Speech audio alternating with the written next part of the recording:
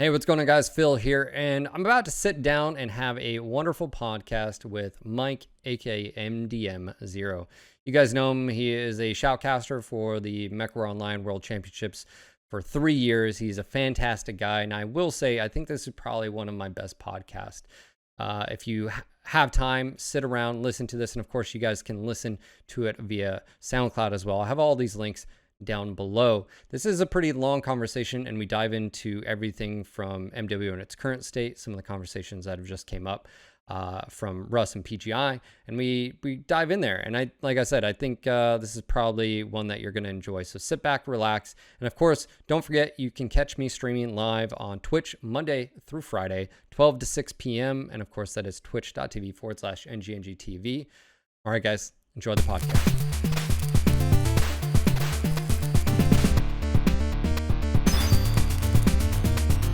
Hey, what's going on, guys? Phil here with podcast 207. Today's guest is, well, it's Mike, aka MDM0, the commentator for the MWOWC for the past, 3, I think, World Championships. We had 2016, 17, and 18. Is that correct?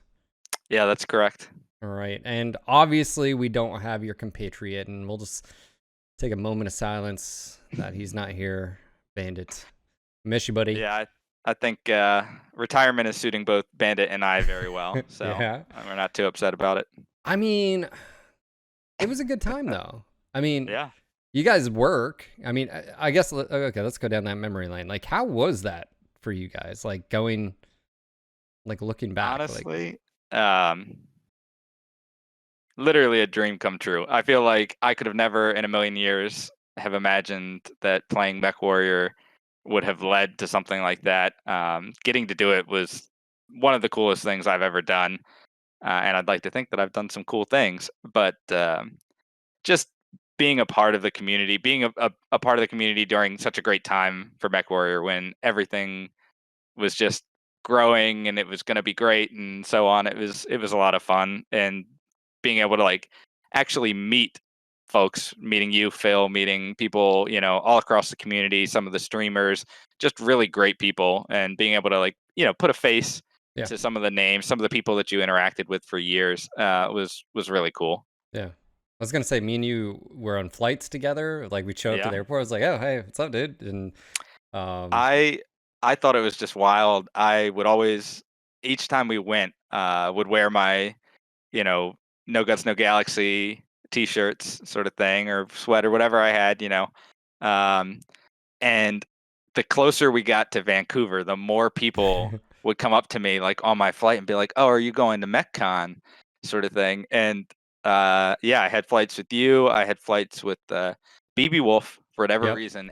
Every year I went, BB Wolf was on my flight, at least one of them. And we don't live in the same part of the United States. I think it was Chicago, right? It was Chicago. I flew into Chicago, and then we go to Chicago. Yep. Yeah. So, yeah, it was an adventure. It was a really neat experience. It was cool, like, from our perspective too, is like seeing like how you guys got better and better. Like, you guys were good already with just, like when you guys were doing the MRBC shoutcasting, and that's, we'll get into that in a second, but like, that's not why we chose you. I mean, you guys were the best. There were a few others later on that started picking up and doing things, but like, you guys did something like the picture-in-picture. You guys, one person can.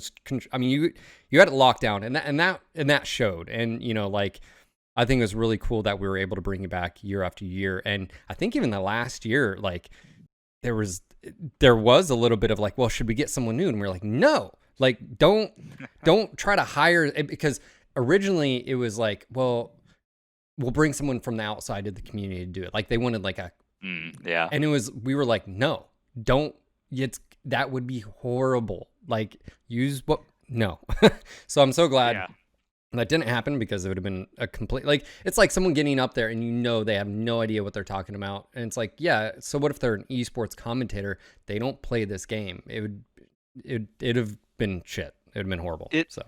I think, I don't want to obviously pat myself on the back too much. I do think Bandit and I got a lot better as years goes on. I still remember MechCon 2016, the very first time walking out on that stage And me personally, I have stage fright. I was a musician through all through school and everything, and that was always something that was very hard for me as a musician was stage fright. And Yeah. for those of anyone who played in band in high school and stuff, I played low brass. I was always in the back. Back. Low Yeah. brass, always in the back of the band, right? So I'm not at the front of the stage. We go out in 2016. If you remember that arena or venue, the shoutcasting was like this little booth, Yeah. like kind of you walk down like a pathway off the stage, and there's the booth there. And I remember our first match, Bandit and I flubbed it. I mean, if you go back and look, honestly, it was not good. We were disjointed. We were at a sync. And as the match went on, as you remember, those were best of fives, best of sevens. And as we kind of went on in that series, we started finding our rhythm a little bit. And I distinctly remember coming backstage, and I think it was Matt actually, one of the PGI employees, had the Twitch stream up on a computer off stage. And he's like, guys, come here, come here. And he's like, we're on the front page of Twitch. You've got 7,000 people watching. And I was like, man, I literally just came to terms with the 500 people watching the stage, and you're gonna That's come great. back here and tell Yeah. me I've got 7,000 people watching at home, Yeah. But as we went on, we got better. Yeah. And that being said, the thing that I always enjoyed, that I think helped Bandit and I, and we were early on. There was the Magician, some of the SJR guys, right? Remember the old what was it, War Room? Yep. That they would do those old, they were the first, right? Yeah. We picked it up in MRBC, but I think it helped us that Bandit and I came from the same unit. We had played competitively together, which I know you wanted to get into. But I don't want to discount the fact that there were so many people who picked it up as we went on, who Yeah. helped us out even as the World Championships, got bigger and bigger, and developed a lot of really cool tools that we used. Yep. There were people behind the scenes giving us a lot of help in Yeah. doing that too. So it wasn't just us, which Yeah. you got And I to think keep that in mind. that's a hurdle too, because I mean, how I looked at viewing the game, especially, it was difficult at times because, especially when Yeah. stuff was so fast, because you're looking at one part, of an engagement or a standoff or whatever, but all of a sudden the lights move up. And I mean, how many times, like, there's been some pretty epic moments where you guys were just watching like the Jenner or something, and then someone pulls off some epic heads. But it happened so quick, and I feel like that was always one of the most difficult things with shoutcasting, because not only that, but just the viewability, and the tools definitely improved. That did take a while. I know that was a big, it was a hindrance to things, and then viewability as far as like UI and being able to switch between characters and effectively. That was so it definitely went through its stages. I think one of the most underrated things, to be honest with you, one of my favorite things lately, for those of you who know me or have interacted with some of my former unit mates, etc.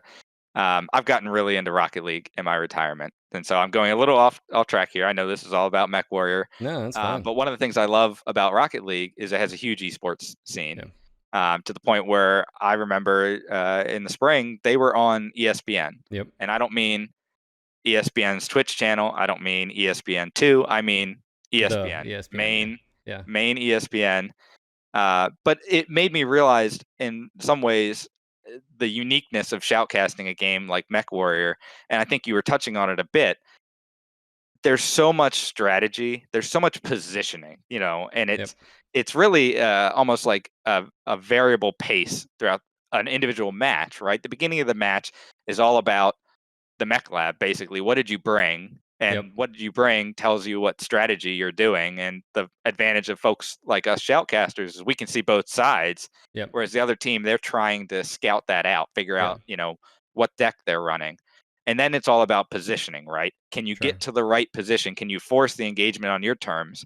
And then the engagement happens, and all of a sudden it might be some initial trades, some back and forth damage, but like you said, there's that moment, that inflection point in the match where things just start happening real fast. And I think as a shoutcaster, that was always kind of an underrated thing. You couldn't keep the same pace throughout an individual game because there were these variations in like ebb how and flow. quickly information was happening. Absolutely. Yeah. And I mean, being there too, that was another thing that like I really admired, the level Like I say that like I'm a decent player, and I know I probably could have played competitive if obviously at the time too it wasn't, you know, like we weren't allowed. But it was one of those things where you appreciate the nuances and like positioning of watching these guys, because like it's all about when they set up and then they start finding like, okay, that grasshopper's got ear larges and he's got this angle, you know, cut off, and like, okay, well, especially in like Canyon and Termland, a lot of the maps that you see over and over, you realize it's because they have like these points where it allows you to collect all the information of, oh, well, they're moving this way or they're trying to push this way. And the cool thing too, what's unique about the competitive scene for Mechwarrior is it's a battle of attrition at the highest level, and it's like just like with anything, you're capitalizing on people's mistakes, but it's just this like it's this weird finite point, but sometimes it gets to this point where it's like, how do they know? Boom, and then they push. Like it's like, okay, they've taken enough damage. I think we've got this. We just apply pressure, and anyways, we've seen some really cool matches, and you know, even the last World Tourney where, you know, I mean, we had someone win that. Not the underdogs per se, but you know, and we're always rooting for the underdogs too. Like I mean, 228 a few times, the first 228 that got there, they were the underdogs, and everybody wanted them to do really well. And anyways, and they were a good team, but they were. There were some really good teams that year. I think for me, when I was watching, you know, and shoutcasting these competitive tournaments, competitive at the highest level for me for Mechwarrior Online really embodied, I thought, what was best about this game. I know there's always been the talk, and I'm gonna upset some people here, you know, about information warfare. You know, how can you make lights have a role? How can you make mediums and assaults and heavies have a role? And in some ways, to me, one of the ways to do that was to, or not to do that, but one of the ways that that occurred was at this highest level of gameplay, because your lights do have a role. If your lights aren't getting you information within the first minute of a match, you've lost in the highest level competitive gameplay. If you don't know what you're facing within that first minute, it's over, right? That's information warfare. Unfortunately, you know, we can't just say, oh, well, it works great, you know, when the best of the best play, so therefore it's great for the game as a whole. But it was always kind of fun to watch that, and the edge that these players brought to the field, that they had, you know, that little tactical decisions, positioning things, and then you get down to some of the best players in the world, you stick them, you know, in, like you said, in a Jenner or you know, a Firestarter, whatever, light mech or something, and have them just come running, screaming through the enemy team, and they just get that precision back shot that takes down a key mech, and all of a sudden the game's won. You know, that was always really cool to see, and just the different strategies that they tried to do. It was just it was almost like watching a different game for, in some ways, right? You know, hands versus down. just a solo queue experience. We all know what that's like in Mechwarrior, and that organized competitive play was a lot of fun. It was really neat to see. And you know, speaking of, I mean, we can dive into that as far as like, you know, the competitive scene, the interaction we've had throughout the years. One of the things I've witnessed from being on the inside was from the beginning there. I mean, there was a lot of frustration back in the day too, because you guys were trying to, it's like force a, you know, a square through a circle where we didn't have game lobbies yet, you know, like and the community wanted it. And there was a lot of angst about that. And it was like, PGI, you just don't want this to succeed. Why aren't you doing this? The game, and being on the backside of that and knowing like, well, they just haven't got to it yet. You guys gotta be patient. And like telling someone to be patient, it's like, that doesn't work well. It doesn't work well. Even if it's like 100% valid, it's like, hey guys, don't worry. Priority is a difficult thing for devs and players to swallow sometimes, I think, on that one. But I think so. Yeah, but I've seen a shift, and I said this talking about in the past, where when I was talking to Bearclaw, because he got involved with the comp scene, and there was some tumultuous periods of we've seen him grow up, which is really weird but cool. Kind of cool, right? It is weird, cool. It's very weird, and but like I remember this rift in the community of the comp scene, because there was a lot of and I think this is all relative to the conversations we're going to have today, which is with, you know, MWO, the podcast we did with Russ, Matt, and Darren, and the topics of them dumping money back into the game.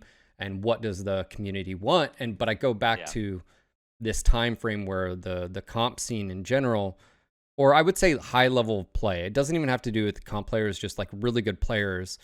There was a lot of like negativity that went on, and like they were like, why don't you listen to us, hey, if you just listen to this. And now we've came full circle where it's like PGI is like, hey, we want to listen to you guys. And there's not as many people left anymore than there used to be, because a lot of people have moved on. So I wanted to have you on because I feel like you bring a perspective of, you're a comp player yourself, maybe not currently, but you've played at that level.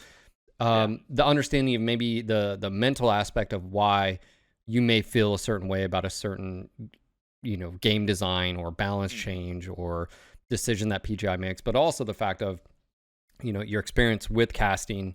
And yeah, I mean, how do you feel about that podcast? Like, there's a lot going on there, but what was your initial reactions? Were you like some of the others, which is like, it's too late, or was it like, that's tough to say for me. I think I always welcome, anyone who's looking for community feedback. Obviously, I've been playing the game.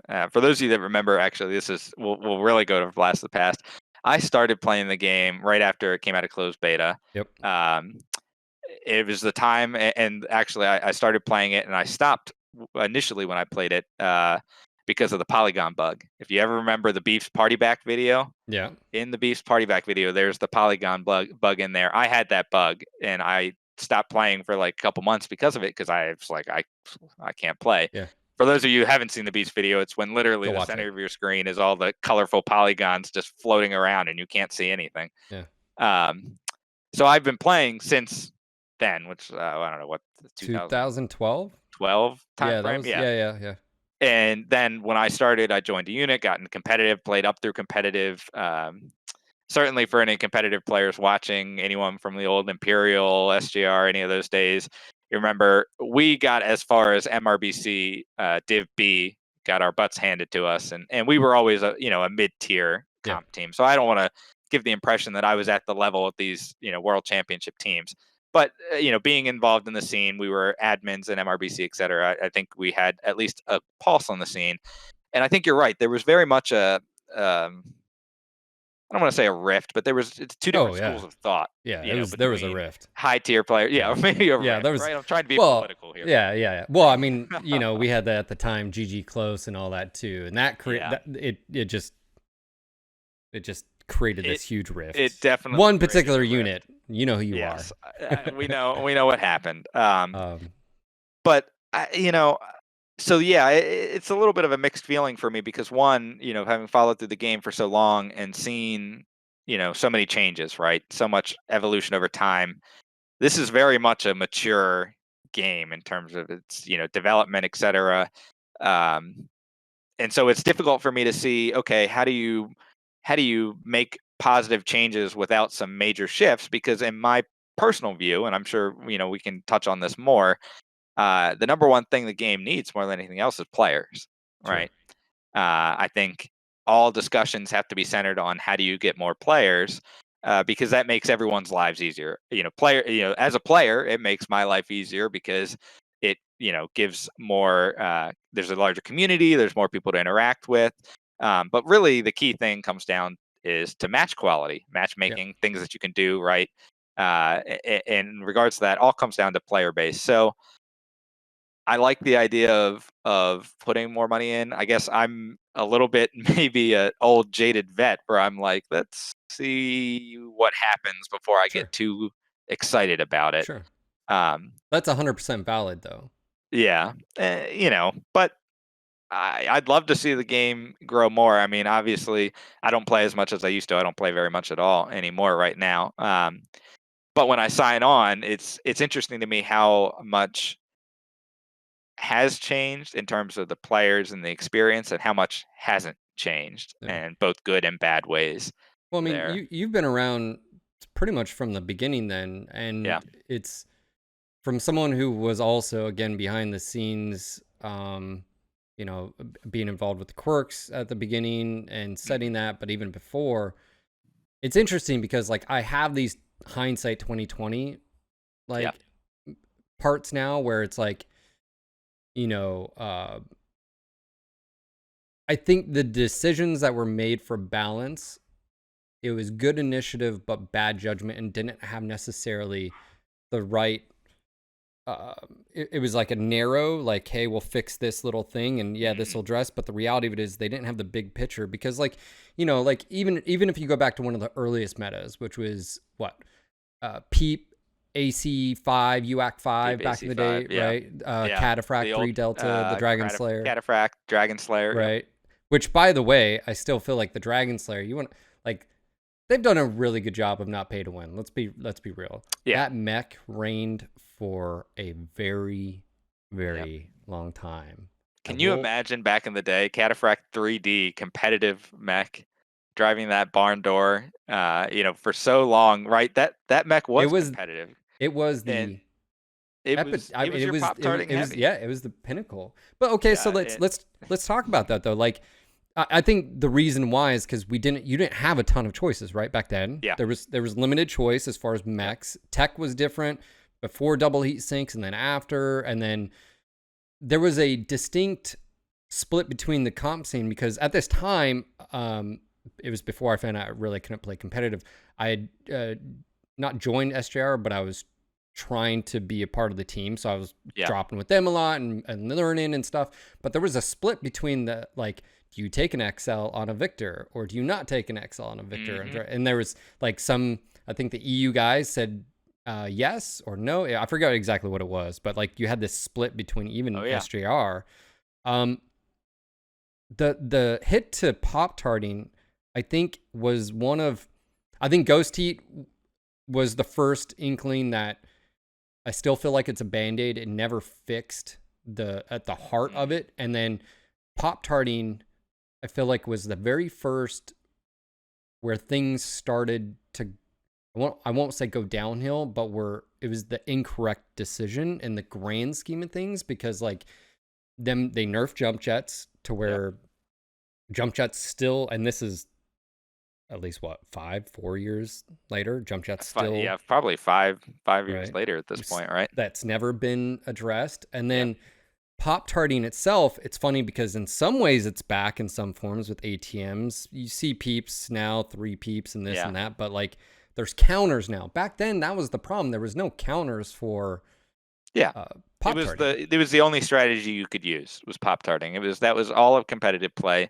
And I think it was, you know, that was a difficult one. You know, it caused such a rift, right? Because it was the only strategy you could use, but it was as far as strategies go, a high skill strategy. Oh, it was very skill. Yes. So, you know, you kind of, by having that be the only strategy, every top tier player was Pop-Tarting, but then everyone they were running up to who couldn't Pop-Tart was automatically at an instant disadvantage. Yes. And I have mixed feelings about this, because one, I firmly believe there should be more options to do. But two, I personally also don't like the concept of balancing around evening out skill levels. Yes. Right? I'd rather just not be playing against someone who's not in my skill level, rather than adjusting the balance so that someone who's not in my skill level can play at the same 100%. level that I can. Yeah. And Peep, the Pop-Tarting was the first skilled, I mean, you had to, you had to be so precise with it. And some of the players, and I got good at it as well, and other, you know, they make it look easy or whatever, but then you have a wide skill gap between people. And I feel like it's the only time MWO has ever had the, almost like a regular shooter, like sniper rifle landing your shots sort of thing. And when you play these other games, and I bring this up, like, it's like watching Shroud play Apex or any of these games. He can go a 1-on-4 and come out on top. You couldn't do that currently in MWO, really. You really can't. Yeah, you can't. But back then with Pop-Tarting, you could really influence match, because also too is the tech, mechs weren't as fast as far as like the overall speed lights. Jenners were going to be running XLs. So if you popped that 30 alpha into the side torso, they take another hit, they're probably out of the match. Yeah. So like I feel like that's where things started changing, and I feel like hindsight's 2020, but I feel like this is sort of relevant to the conversation, which is balance when it comes to the game and what do players want to see. I think the term you used is it's sort of like making everyone the same, right? You take balance and you want to bring it down to the lowest common or most common denominator, which is your everyday Joe Schmo. But in doing so, I feel like it took away the uniqueness of combat. And also the problem back then is the reason there was no counters was because hit reg issues with SRMs, ballistics still weren't really there, and you couldn't boat them. Yeah, that was really it. All we had was LRMs and SRMs. We didn't have MRMs like we do now. We didn't have some of the weapon systems that we have now with the UAC 10s and 20s and LBs and heavy lasers and ATMs and so I don't know. Just looking at it, I feel like that was the first change outside of just the Pop-Tart meta that I think influenced the rest of the outcome of that's what started things, is the change. I would agree with that. That was almost the first big, we went through a series of what I would almost say are pendulum swings, right, in balance, right? We start off as Pop-Tarting, and then everyone likes to say Pop-Tarting gets nerfed into the ground by all sorts of things. So the pendulum swings, right? And then it becomes brawling. Brawling was a meta for a while, small right? Pulses, small pulse, etc. And this is kind of, it's amazing. The more I think about it, and the more we have this discussion, even it's coming to me. But in many ways, part of the difficulties, throughout the game, right? I think a result of the manner in which the game is monetized, where it was developed and monetized about developing new mechs, new content, but those mechs introduce new balance aspects, essentially, right? I mean, remember what happened when the clans came out? You immediately invalidated everything prior in Mechwarrior Online. And now obviously that's been balanced a little bit. Yeah. But it's like you were saying, Pop-Tarting was the meta because SRM hit reg basically didn't exist. And really ballistics weren't that effective because you couldn't boat them. And now there are plenty of ways to boat them. But back then there weren't as many options, right? Sure. But you're right about the monetization. As mechs, you remember you could almost tell a mech and its performance just on the where the hard points. Oh, does it have jump chest? Does it have ECM? Okay, what ton? Oh, it's a 55 tonner. Okay, where are those hard points located? Up, they're high, they're low. What's the engine cap? Yeah, That's engine cap. Yeah. And that influenced and I think that was also a problem with the monetization model, and it wasn't an early problem, but it definitely started creeping in because the more mechs that it's not like and I talked about this today during the stream. It's not like they said, here's an Atlas and this is the AS7SD, and maybe you have the one more variant and that's it. You have the Hunchback 4G and maybe the 4P and that's it. No, we would have 5, 6, 7 variants, and ultimately you started seeing Cataphract's a good example. It phased out. You want to talk about one of the best mechs out there, heavies, which was the Cataphract, and even back then, you could still get away with the 1X and the other, mechs out there. Now you look at 70 tonners, you got the Warhammer, you got the Grasshopper, you have the Archer, you've got the Summoner, you've got the Sun Spider. I'm sure I'm missing one, but and one just completely invalidates, oh, well, this has ballistics higher. You don't have to worry about the arms. It's different. Better profile. Profile, yep. Right? It's got this, it's got that. And then the only compensation that has ever sort of happened is when I was pushing the quirks behind the scenes. And again, this is something I talk about now, but at the time I couldn't talk about because of NDAs. Yeah. And I didn't like the idea. I felt like I understand not wanting too much influence from maybe a player base or don't just listen to hard, the top end players, but and I've said this time and time again, and this is something that I'd really like to see.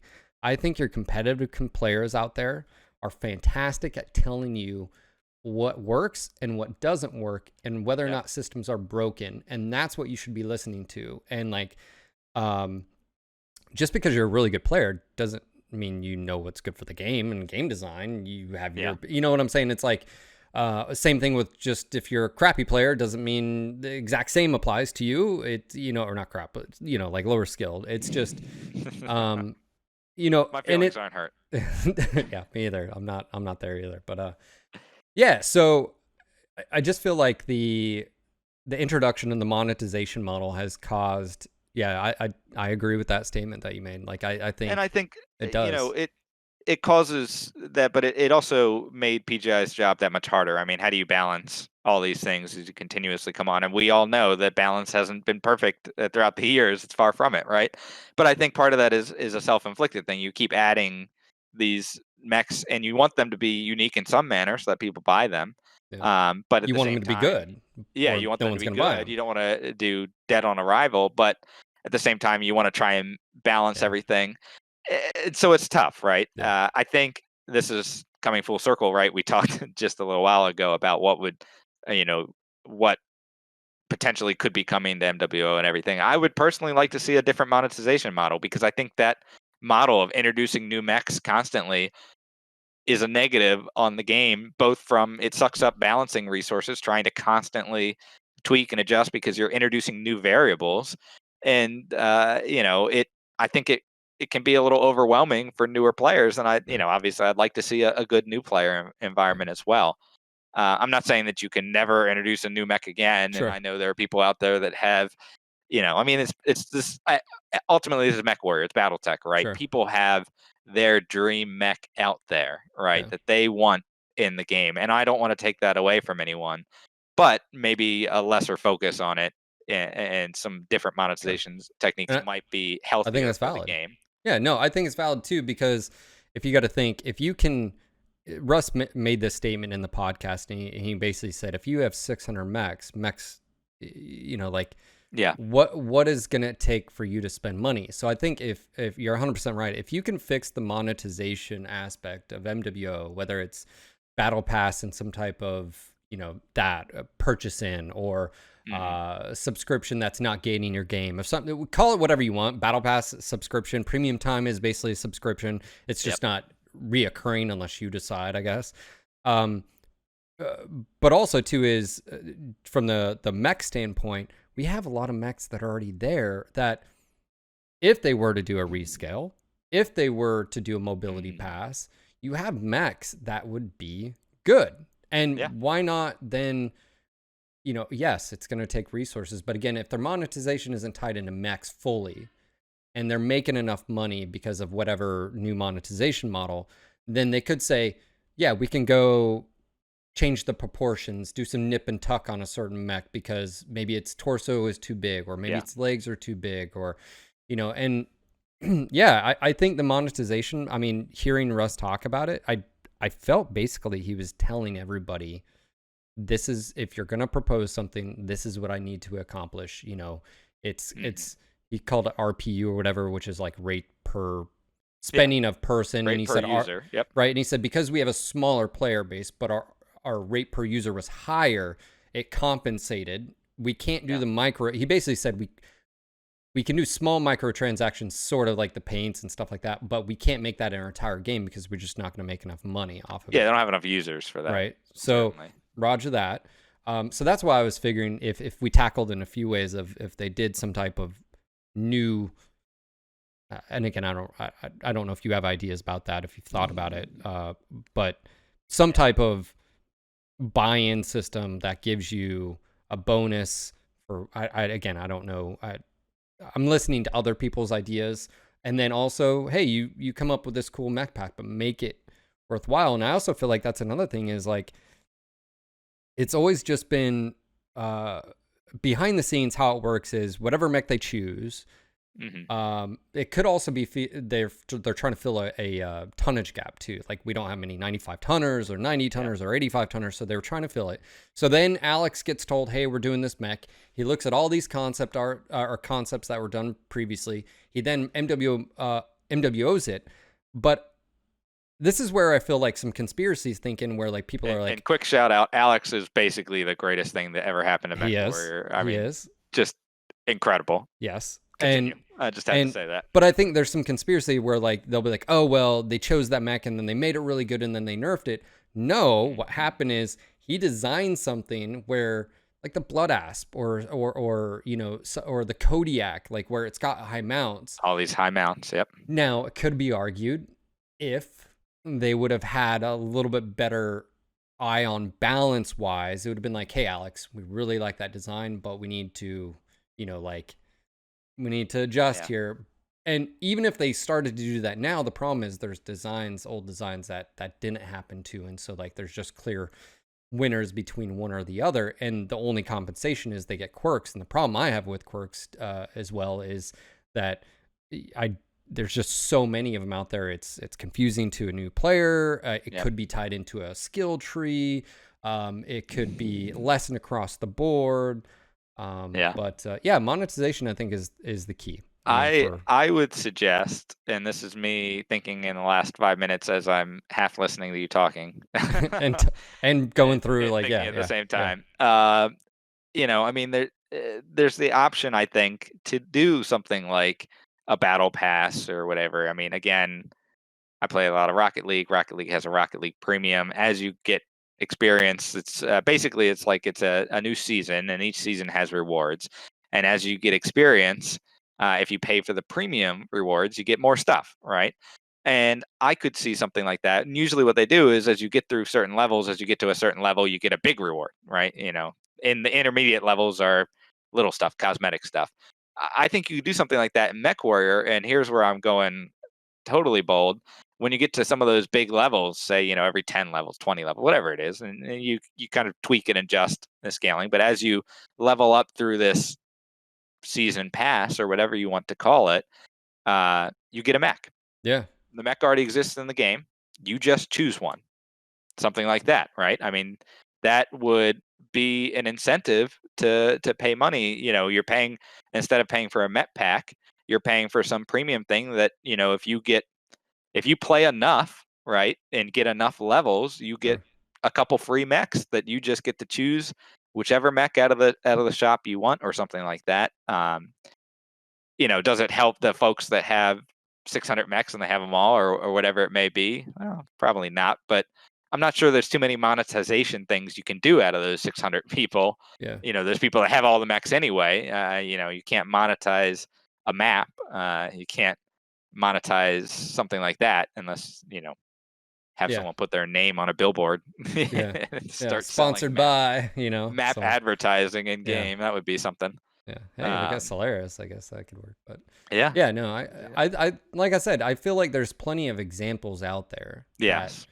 That it's just you know, can you take what's there? Can you modify it just enough? And you know, of course, there's a lot of like talk about, you know, they could be doing this, but they could also spend and have some engineers behind the scenes working on that.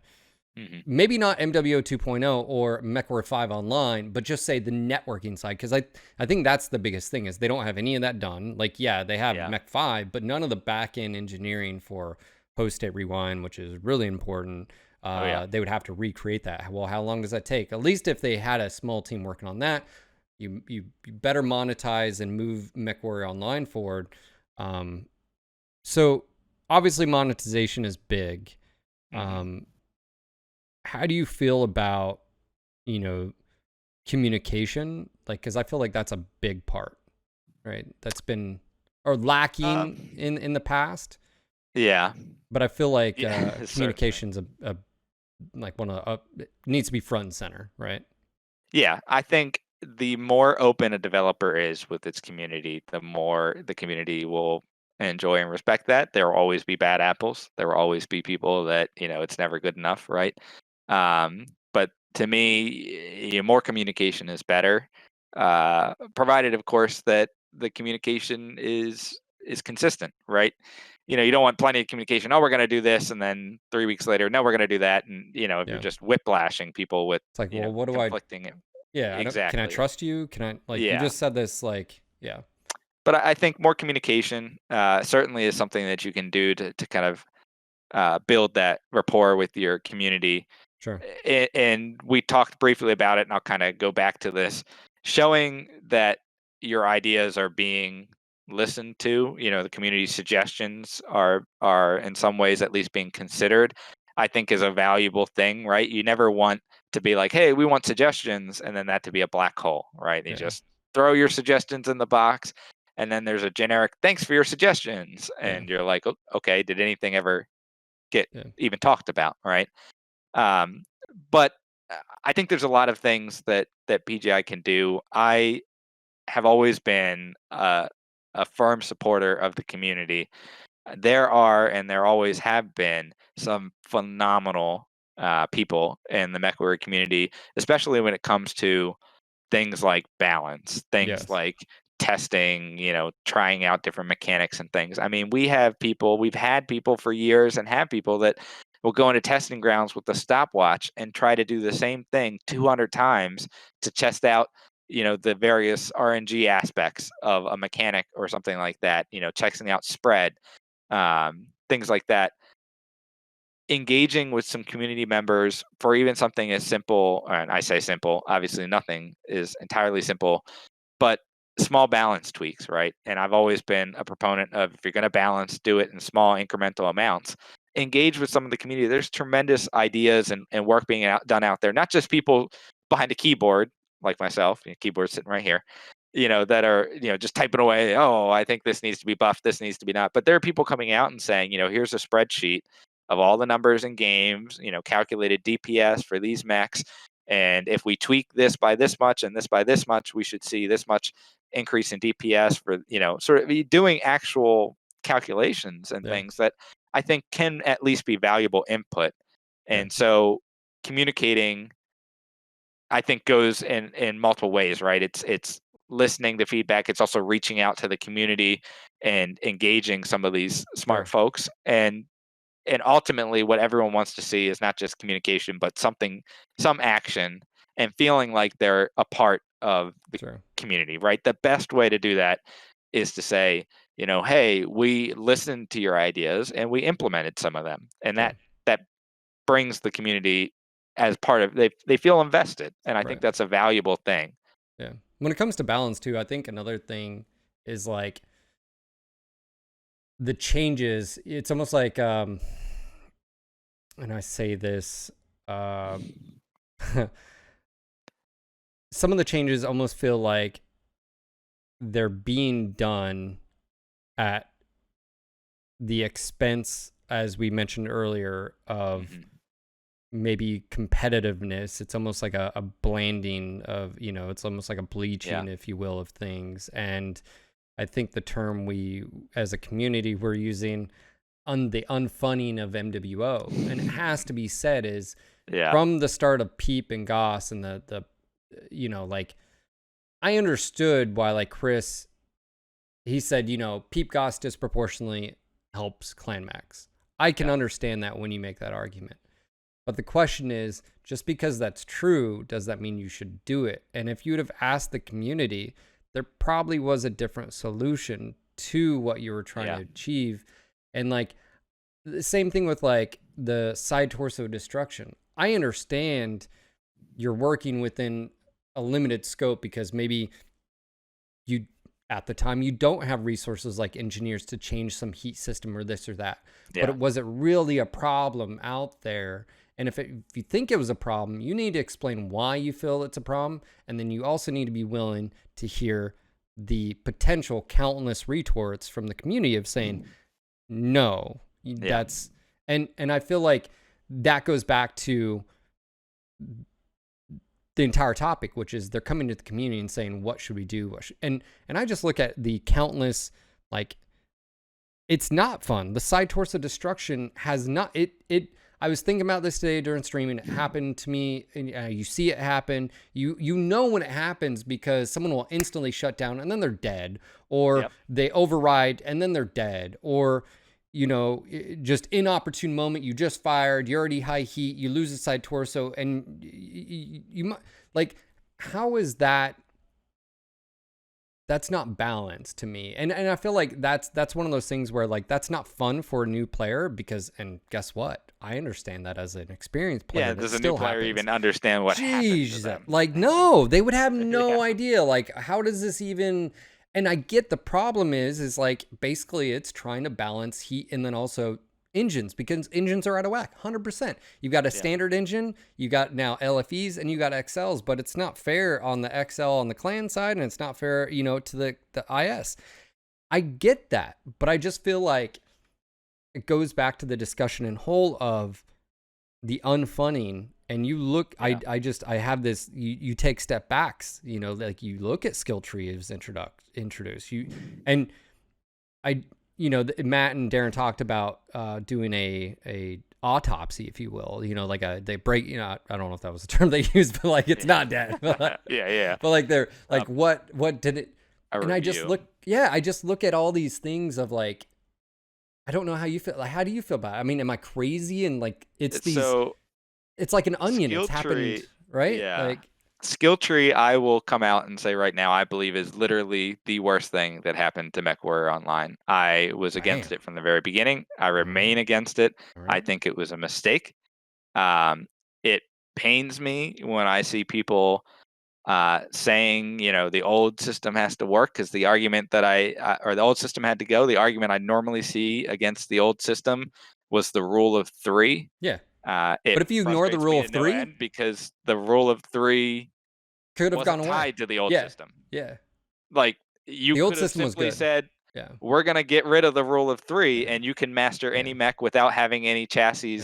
you know, unlocked. Yeah. And I there you go. That problem's fixed. agree. Um, I could go on and on about the skill tree. What I'll say is it is, uh, as we all know, ridiculously bloated. Sure. Individual, you know, nodes provide essentially no benefit, right? It's the incremental Literally creep. sometimes, because you have to go Literally, through a sometimes node, no you know. benefit. Yeah, Yeah. you have to go through ones that you Yeah. don't need. Yeah. Um, I almost think of it, and so this is a little bit of personal information, but for those of you who don't know, I'm an uncle now. My sister had a baby. I think of it like that. I see my nephew very infrequently, right? Every time I see him, I'm like, oh wow, he's grown, right? My sister sees him every day. She's like, he's not growing. And that Yeah. reminds me of the skill tree. You're unlocking one at a time. You don't even know a difference, right? Yeah. When you get a node, because each node is what, a half a Minuscule. percent. Yeah. You'll Yeah. never notice it. And Yeah. you adjust, you get used to it. And by the time you mastered, the only time you know a difference is when you go from a mastered mech to one that you're just starting on the skill tree. And you're like, oh Yeah. my goodness, this is Yeah. terrible. But you don't feel that progression. I think Yeah. that's wrong. I think the biggest thing for me is forget the useless nodes. Forget the progression that doesn't start. Don't get me started on the cost. We all know the cost things. Everyone broke that down, and I'm sorry, but skill tree is more expensive than the old system. Yeah. It's just how it is, right? Imagine being a new player. I come back to this. It all comes down to the player base. I think every decision has to reflect the player base. And if you're a new player coming in and you load up the skill tree, I mean, like, Yeah.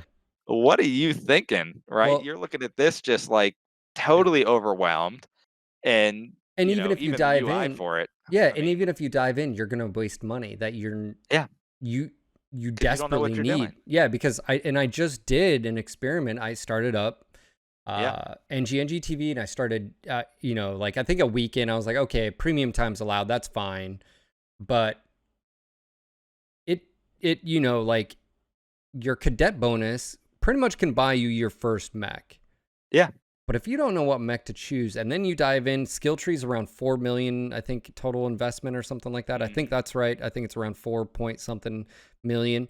But if you don't know what you're doing, you're just clicking around. You invest in Well, jump, you know, it's like 4 point something million to get 91 91 nodes to nodes. master. Yes, Yeah, and yes. if you I don't know can, what you're doing, yeah, man. you I could buy a lot more than that, I right? tried when I did the podcast. Obviously, I still have a lot of respect for all those guys that were on there, Yeah. and you know, like you have to have a professional relationship when dealing with anybody, or no one else will be on your podcast. It's just not, or anything. They're not going to communicate with you.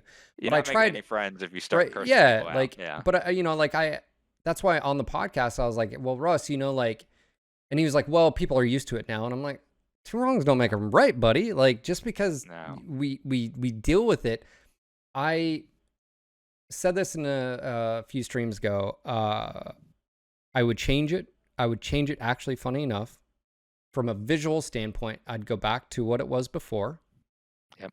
But what I would do is, the problem, and I recognize this, and I've talked to Chris about this, the problem with the previous system was that all mechs shared the same nodes as far as like cooldown.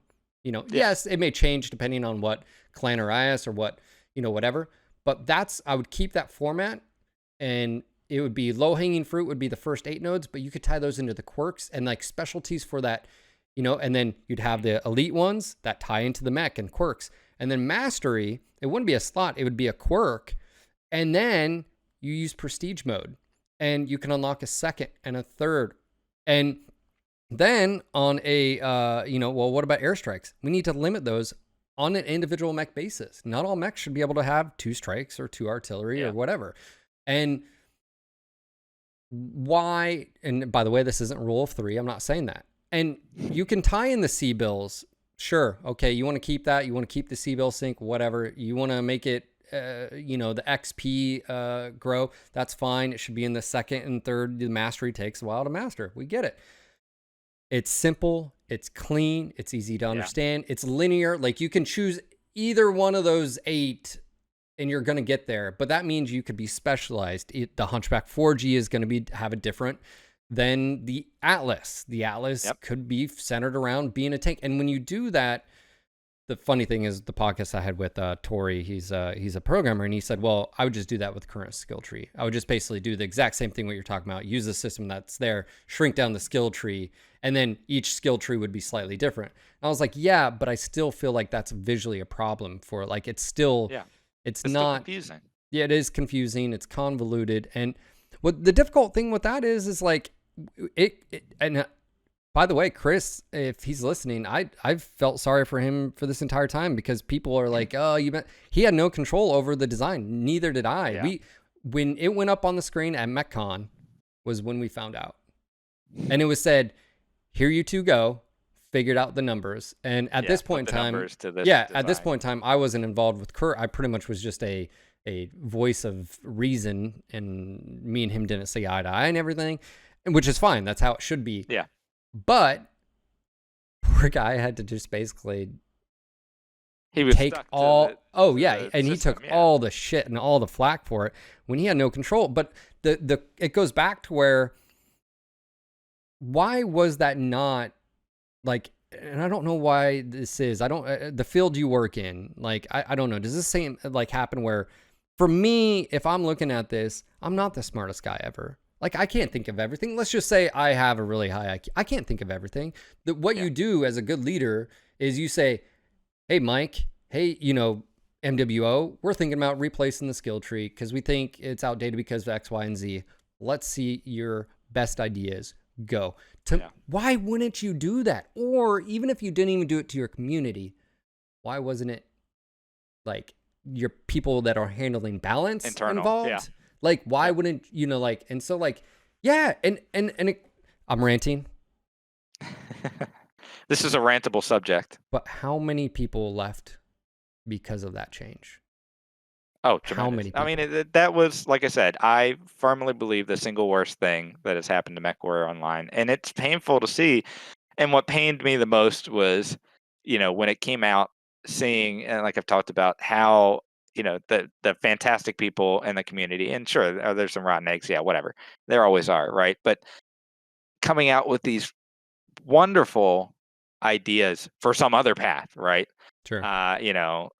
Just coming out with these great, here's a different way, here's an other way that could work, and all this, and that's, to me, that was tough because I don't work, obviously, in video game development. It's not what I do. But I think one of the important things in any management oversight role is soliciting and acting on feedback, right? Both internal and external, right? And so that's, I think, what you were getting at, is there wasn't a lot of soliciting, acting on feedback. And I think in any job, in any assignment, in anything that you do, if you don't gather other opinions and, kind of embrace that, constructive criticism and feedback cycle, you get stuck in your own head. And of course, you're going to be like, this is the idea that I've come up with. It is the solution to the problem. And it's very hard for Yeah. anyone to sit down on their own and give 5 different unique solutions to one problem and Yeah. decide which one's the best. They're Well, going to narrow down on, this is the solution yeah. I've thought of. Yeah. And I think why this is such a still big topic is because it was so controversial. Like, Yeah. it wasn't like it was just a small faction. It was like everybody, like, and I get it. Like, some people do actually like the little micromanage. Like, some people do like that, but I would counter, you don't actually experience that during your gameplay. Like, you don't notice a 0.3%. Yeah, You're not like, you're gonna notice the 10% when you get to the end. But then, like, again, that's where I feel like if you do some type of prestige system, yeah, you can unlock that mech's potential a little bit more, whatever. And so what if it's only for a few percent on whatever attribute?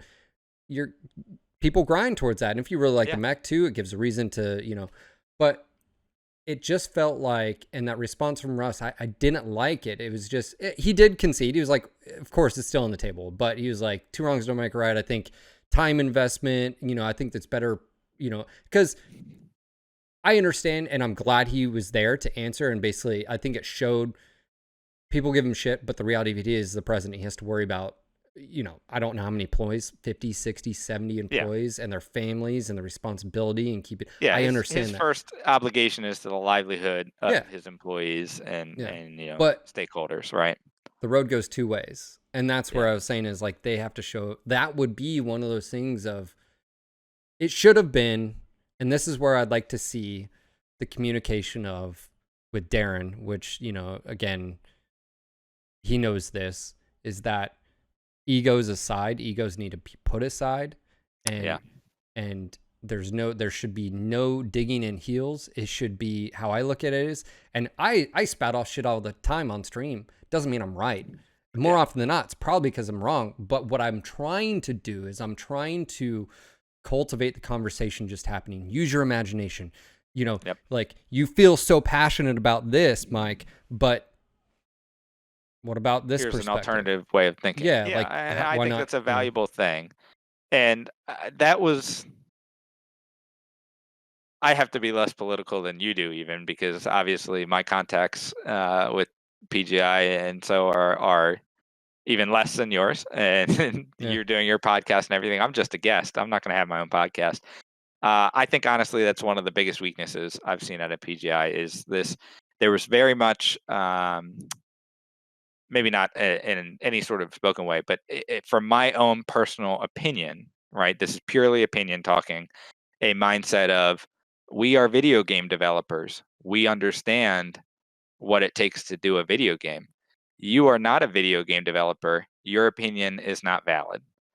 That was something that, my personal opinion, was a mindset that sometimes occurred.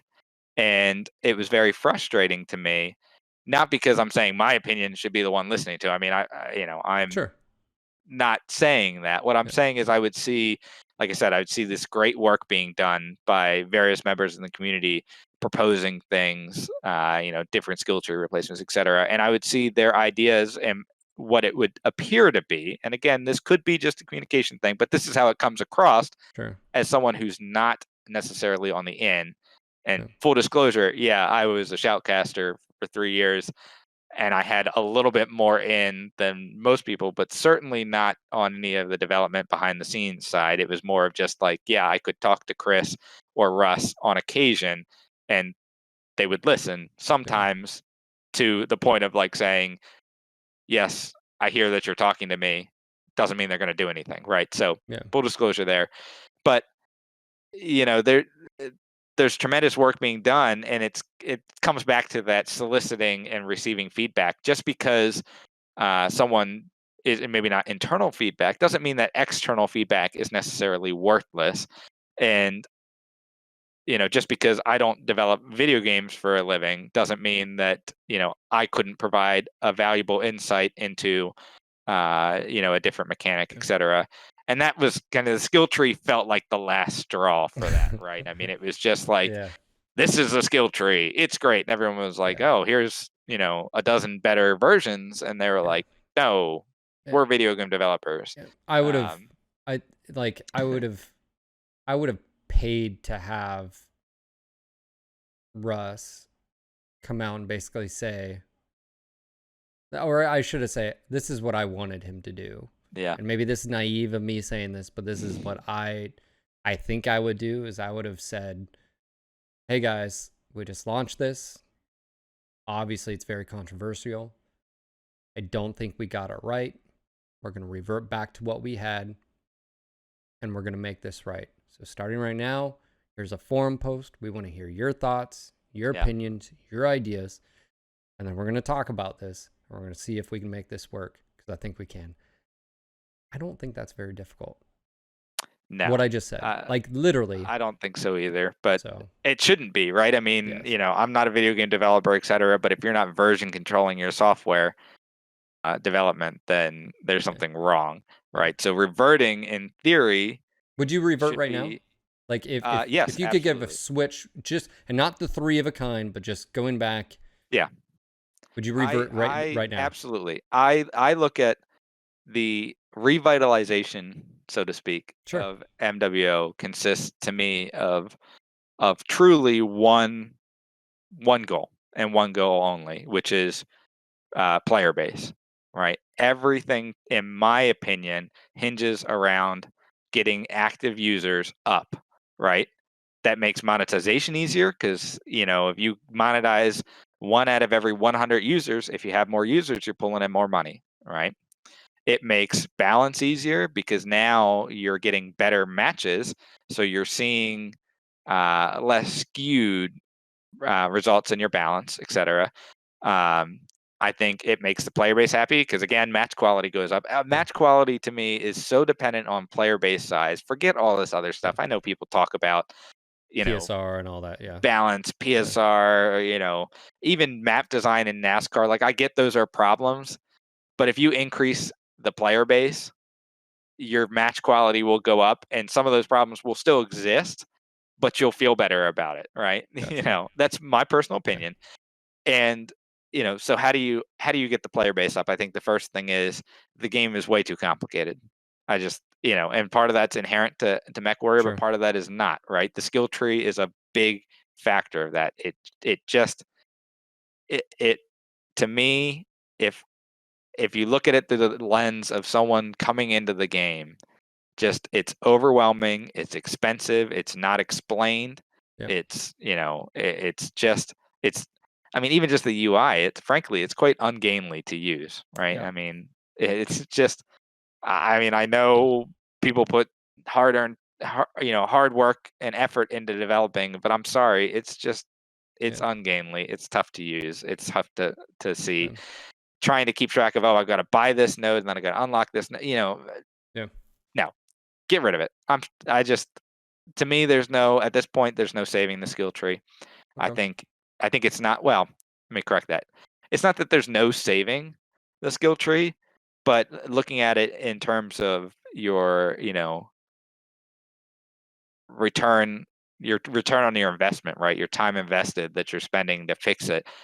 If you can just revert back to the old way and get rid of the Sure. rule of 3, Yep. I would look at that as, do that first, and then, like, maybe solicit feedback on, okay, we're reverting back to this because the skill tree was an unmitigated disaster, Sure. but we'd like to do something different than this. So give us ideas and feedback. This is where Yeah. engaging the community builds that relationship that I think would be valuable Yeah. in the long-term success of the game. I agree. I think that's the Yeah. podcast. I think, Uh, no, no, I I mean, just, yeah. skill trees where I'd start. I wouldn't finish with skill tree, but I would start with skill tree.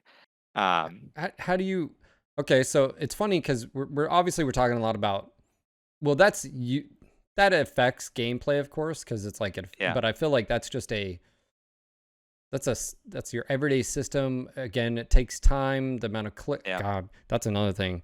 The amount of comments I've had on podcast 204 and 205 and 206, like literally, it's like I think 204 has like almost 400 comments. But like the amount of people that I've seen that said I literally left after the skill tree. I had enough. Like I had 100 mechs, and you want me to redo all of those, and I don't even like the system, and you didn't like.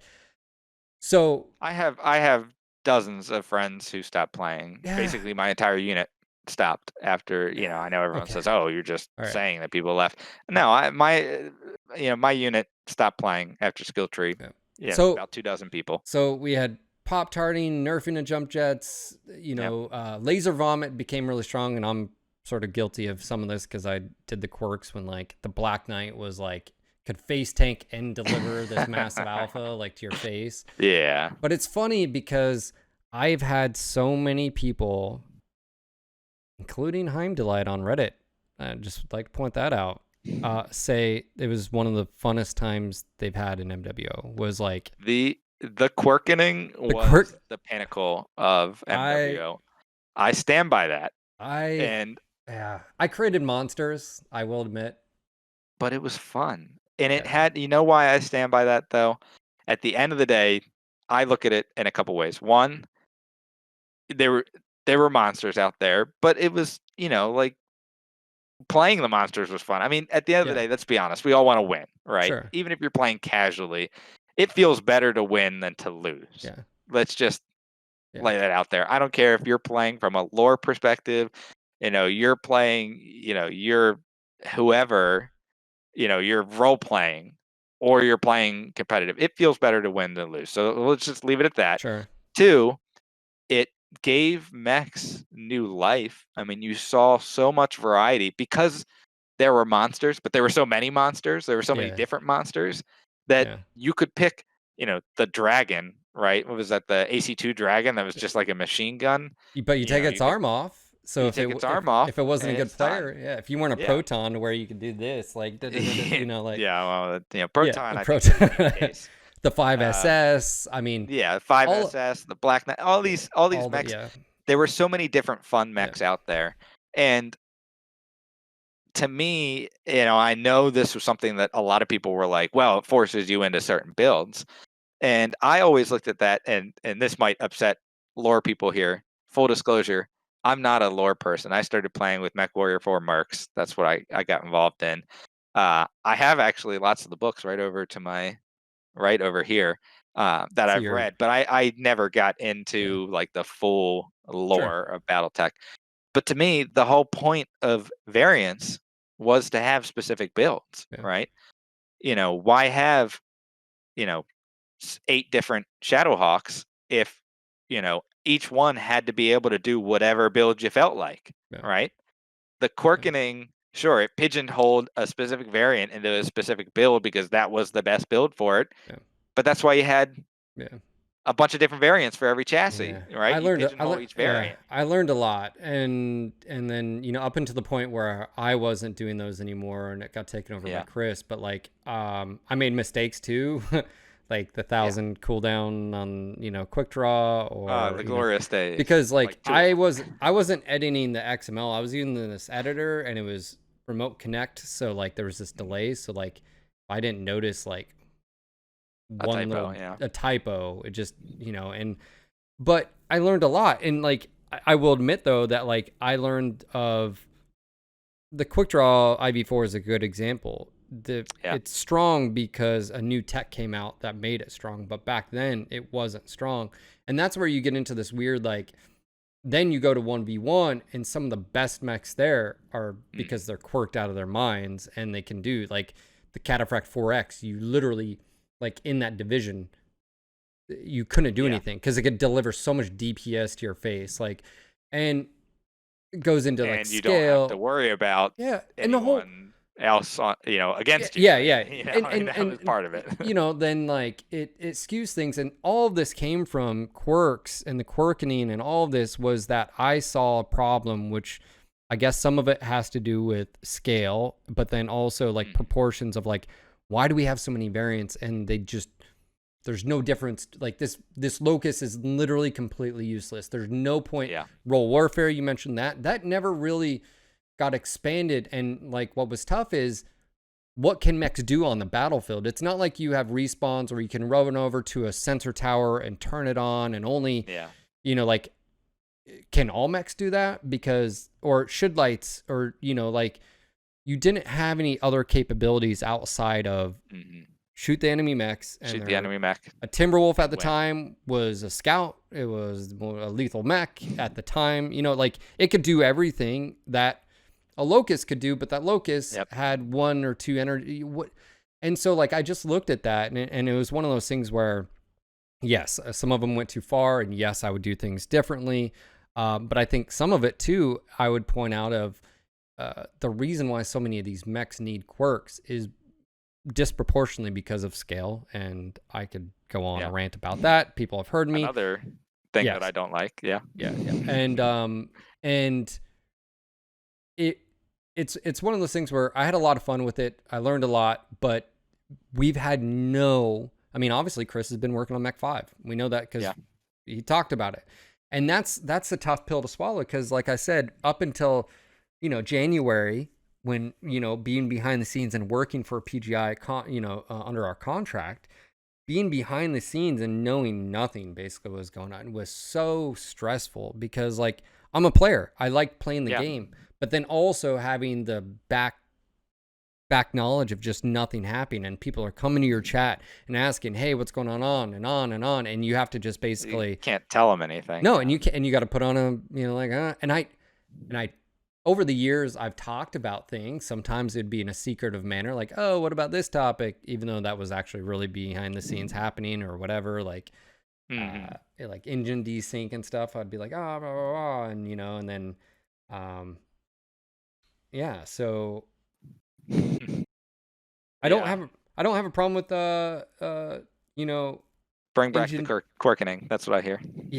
Bring back. Yeah, well, I think they would need to if they rescaled. If they actually rescaled based on gameplay and not volumetric, and just said, okay, well, what the rescaling reminds me of, and this is kind of fun, I guess. For those of you who don't know, I am an engineer. That's what I do in my free time. By free time, I mean during the day.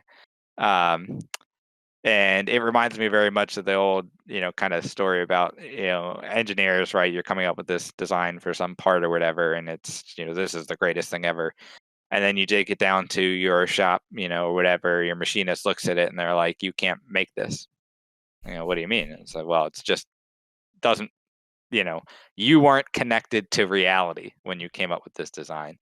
And the rescale reminds me of that. That was a disconnect from the reality of gameplay, right? It was a great idea that someone had. I don't know who. I wasn't behind the scenes. Maybe and you don't want to say. That's fine. No, actually, I don't know. It was a great idea someone had. Let's make a consistent formula for scaling across all the mechs. Sure. Great idea. Sounds good. And it sounds good. Disconnected from reality. The reality is, and the reason it was disconnected, I think more than anything else, is because it was volumetric scaling. And the game is not a volumetric game. Yeah. At the end of the day, it's a 2D game, right? It's a 3D environment, but what you're shooting at is a 2D plane, whatever you're facing on the mech. So when you volumetric scale, that's what, everyone's rehashed this and everything. That's what causes the problems, right? Sure. What really matters is the profile that you're seeing and that you can shoot. So volumetric scaling throws off those profiles, etc. So it just kind of makes me laugh because I've lived through that myself. I've gone down to the machine shop and had guys yell at me like, you do realize that a half of a thousandth of an inch is like a human hair, and you can't just do this. But it's anyway. Yeah. Again, that was one of those things where we didn't really have any follow up. There was like a few mechs. People were like, oh, the Nova shrunk, the Catapult shrunk, the Dragon got improved, but like it's the poor Jenner. You load up. If you're wondering what we're talking about, by the way, load up, look at the Flea. Yep. Then look at the Firestarter, the Cougar, the Jenner. And just, if the reason the Flea and Locust and all those, I think, if that's the scale that they should be, which I think they should be, everything needs to come down. Everything needs to, like, dramatically. And before you say it, that's why I mentioned the quirks, is I feel like if you were to do that, I think the best bet for balance would be to just wipe everything off the face of the game and go, because it's going to make the Atlas stronger. It's going to make everything stronger, I should say. But it's going to change. You're going to find places for cover, whereas before it wasn't cover. You know, that's another thing too, gameplay wise. I think a lot of people don't realize is, like, you're going to be shrinking mechs down. Like, it's going to change the way you approach certain objects and certain cover. Like, you know, you're not going to run into where those parts on Solaris City where you can't get through those ramps. Now you're going to be able to get through those ramps as an assault. You know, like. But I think they should take it a step further, and it may be wishful. Increase your survivability. It's literally harder to hit certain components, right? Yep. And that's the problem is Pinpoint World. They made all the mechs bigger, and then you took away the mobility because engine desync. I still think it's not a bad thing in my vote. I'm biased because I was for it. I was behind the scenes pushing it, but I was not the one involved with numbers. That was on Chris. Chris did not, in my opinion, push the numbers that I had. And he has a different perspective of what balance is, because how he looks at it is, well, if I make the Timby better again, well, what about the other? And I don't like getting in that discussion with him. But the issue is, and I saw this today and it came to mind and I wanted to get your feedback, is I noticed the speed of the game has increased dramatically, and because of disproportionate quirks towards mediums and heavies that are more deadly, and how easy it is to, I feel like skill tree, engine desync, and scale, along with quirks, pretty much nailed the coffin in as far as, like, assaults being, like, you're not scared of the direwolf. I remember a point in time when you'd come around a corner and be like, oh, fuck, you know, like, you know, Nani, you don't have that anymore. Yep. Yeah. No, the game consists of mediums and heavies at this point. You know, it's firepower, maneuverability, you know, in those two combinations, right? Assaults might have the firepower, but they don't have the maneuverability, and you're just driving a brick wall. You know, that's kind of how it comes down to, right? I think the rescale, like I said, I think the rescale was a mistake too. Maybe, you know, if I had to rank the order of mistakes that I really don't like, I would put that probably somewhere after, and this is going to really upset some people, so brace yourself here. I'd go skill tree, clan release, then rescale. You think the clan? It was quite out of. So so the clan release, I think. I understand where they're coming from. I have firm opinions. One, are you talking about from the balance? From a balance perspective, on release, it was just stupid, right? Okay. I mean, okay. Like, I'm just wondering, like, I would have just never introduced the clans, or is it just from the balance perspective? Okay. But that upsets a lot of lore people. I know, it gets people upset. But you know, from a balance perspective, but also just introducing so many different, you know, tech, right? Different tech levels and things that just make the challenge that PGI is facing in terms of development that much harder. It makes the amount of content that a player is overwhelmed with that much more. Again, I'm not going to get too hung up about the clans anymore. I think right now, actually, there's not that bad of a balance between IS and clans. I don't, you know, certainly not when they first came out. That was a different story. But it's interesting because I feel like if you're as objectively as you can be, there's a lot of clan mechs that are actually crap. Yeah. And there are those that are really good. That are really good. Yeah, really good. Like, and it's, you know, from the I felt like the Omni mechs just, I felt like it was a good implementation, but then it never went any further with it. Like, the legs don't mean anything. All we have is a buff maybe on this or that Omnipod. Like, it didn't make, Yeah, and then you throw in the min-max nature of it, and then just some omnipods like, oh, I can have a torso with 3 energy, or I can have one with 1 energy. I wonder which one I'm gonna take. Which one am I gonna do? I just feel like it just never. And then on top of that, some of your best clan mechs used are battle mechs, and not omni mechs. Not omni-mechs. Yeah. So. Yeah, the omni-mech thing actually doesn't bother me that much. And again, I think actually clans have eventually gotten, so there's not too big of a difference. But for the longest time, in my opinion, it was always just, the tech was just better, right? Yeah. For so long, the tech was just better. And I think when you look over the history of the game, clans being introduced, in my mind, and you take if you were to take the highs and lows, I think is a net negative on the game. My personal opinion. I am sure that you'll get plenty of YouTube comments on that, so you're welcome. But the rescaling is up there for me. Gotcha. And the rescaling continues to be a problem, whereas I feel like the clans have become less of a problem in my mind. Was that because of just nerfing across the board, though? Yeah. Oh, yeah. Just the usual, just smash this down into oblivion, and eventually, but also because before the clans came out, the basically immediately before that was the quirkening, and that was my favorite time playing. So maybe it's just nostalgia glasses as well. Yeah, and it's tough because, I mean, from the lore perspective, right, the whole idea of it, it's not that the clans had better tech. Of course they did. But it was the fact that they trained since they were like 4 years old, and it was basically like having Navy SEALs time, like the best of the best. Yeah, sort of and I how do you put that in perspective in a game? Well, this laser hits harder, but it's, And that's going back to the weapon balance. I think if you look at just balance altogether, it's actually an interesting conversation piece, which is I don't think I've ever felt confident in anybody, and I never was in that role as far as weapon balance.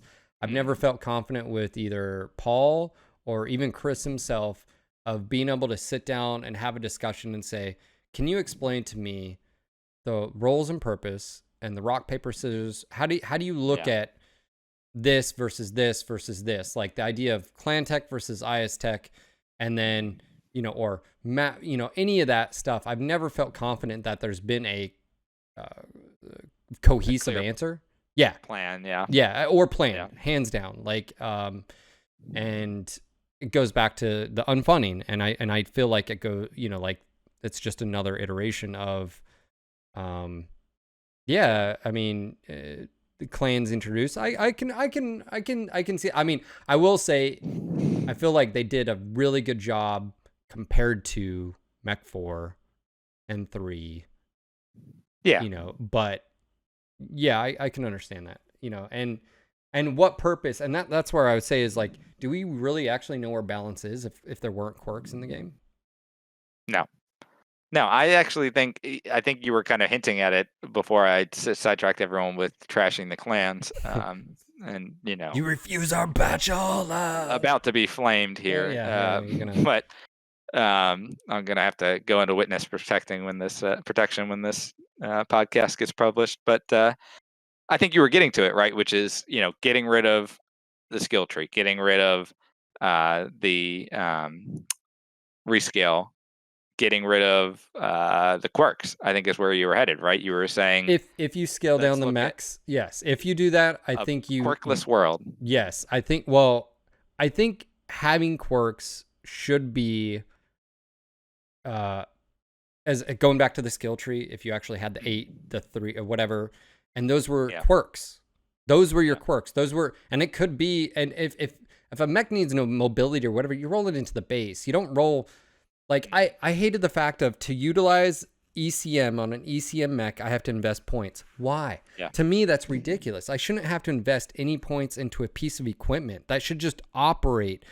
Now, if maybe you get to choose or whatever, like if you go, maybe if you hover over a mouse, you can choose a general ballistic or an LB, specialty, whatever. I don't know. My point being is, if you tied the quirks, now the quirks are displayed in an area that's easily understandable by a person. You know exactly what you're going to get.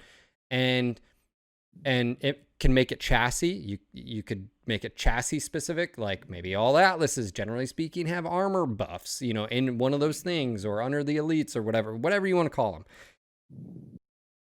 But if you were to rescale mechs, and I feel like it would be the biggest gameplay balance change we've had. Like, requirking, cool, absolutely, but like making mechs where they don't just get insta-gibbed because they're so big. And I guess from an engineer standpoint, let me answer, what is our fascination with just because something weighs more, it has to be bigger? Yeah. What is that? I can't tell you there. Have you picked up a piece of gold, like a bar of gold? Has any, like, Jesus. Yeah, there's this concept called density. I know. I am aware. And material science, right? Like material science, the idea that, like, yes, you have to suspend a little bit of disbelief, but like I just felt like the mechs got so big, and then you nerf their mobility, and I think it went, again, going back to, I think it was counterintuitive. It was like good initiative, like you were trying to solve this issue, but it was like just throwing, you know, things out, like, oh, on paper this looks really good, but from a player perspective, it's like you've created MWOs in the state it is because of decisions you've made, and you know, like, you have to then, and that's what I'm saying, this isn't you're horrible, this isn't you're not good at your job, it's just you have to put the ego aside and look at internally and say, are some of those decisions I very much think a lot of this came about because there was a concern that players, you know, in matches, you were dying too fast, right? So I think a lot of this was, you know, we're going to make mechs less maneuverable. We're going to make mechs, you know, do X, Y, Z, right? Because we're trying to slow the game down. I think that was actually some of that mindset there, but it has the opposite effect. It might take longer for you to get to a position in which you then die, but then you die faster, you know. Or you get chewed up by a light because you spawned in a bad spawn. And you can't move, and you can't climb a hill because your mech has no, not, you know. You're not scared anymore. Yep. So I agree with you. I think it did have a negative effect. I mean, I do believe that an assault mech should be bigger than a light mech. You know, I don't have an issue with that. I was very much, unless it's a charger. Okay. I was very much in the belief that before the rescale, there were mechs that were poorly scaled. Sure. And I don't think the rescale was a bad idea. Again, I just think it comes down to the method they chose to do was volumetric scaling as opposed to a profile scaling, right? And volumetric, how thick a mech is, doesn't matter to me in gameplay. You might looking at your thick mech in the mech lab. I don't care. But gameplay, I don't care how thick your mech is, right? I care how big the profile is, because that's what I can see and shoot at. And so I personally would love to see a rescale happen, and rescale just by profile. You know, pick what you feel should be the smallest mech in the game and what you feel should be the biggest mech in the game, and then just distribute along that curve on a profile, you know, sense, something along that. I mean, you know, I think there's a way to try and do it in a more formulaic, you know, I think that's what they wanted, right? They wanted a formula. They wanted to be consistent, you know, not this arbitrary Chris or whoever, designer, UI guy, or whatever it is, decides, you know, this mech needs to be this big and this mech needs to be this big, but having a mathematical formula, I don't think that's a bad thing. I think it was just implemented in the wrong way, if you ask me. I mean, and if we're honest here, it wasn't a problem until it was a problem, because at the very beginning of the game, we were all potatoes. We really didn't understand. I mean, really. I mean, you look back at like 2012, like, oh yeah, I look back, I'm like, someone can do this too if you're watching, listening. Go to No Guts No Galaxy. Go to our very first like videos. Like, it was a completely different game. I'm running around. I don't have video record of that. Oh my gosh! At least like personally. I've got like my setups. I used to run like an AC2 on like a Centurion with SRMs and medium, but like I pulled it off. Doesn't mean it was right, but at the time, like, you know, it's revolutionary. You know, like no, not really, but yeah, man. Like okay, so we've talked a little bit. We've talked about scale. We talked about skill tree, UI. Let me ask you about. You say bringing players back. Yep. What about new blood? How do you feel about the new I think player it's experience? necessary. I think it's absolutely necessary to any game is going to have churn, right? I mean, Sure, any game's going to have people coming and going, sure. right? Cyberpunk's coming out. Yeah, there's Okay, new like games coming yeah, out, and fact of life. I mean, I know this. We're in some ways fortunate that this game attracts an older player base, and you have literal mech dads out there. But at the same time, there are people who just stop playing because of whatever life circumstance yeah. is thrown at them, Work, and family, that's kid. Yep. yeah, exactly, and that's natural to the game. So to counteract that, you need to have a steady influx. And really, in a perfect world, you want to have more players coming in and joining than leaving, Didn't right? leaving you. Yeah. Growing that player base. So I think it has to be looking at new player. And right now, I mean, obviously, I'm not a new player. You did the experiment, with the No It was Guts, eye No opening. Galaxy. Yeah.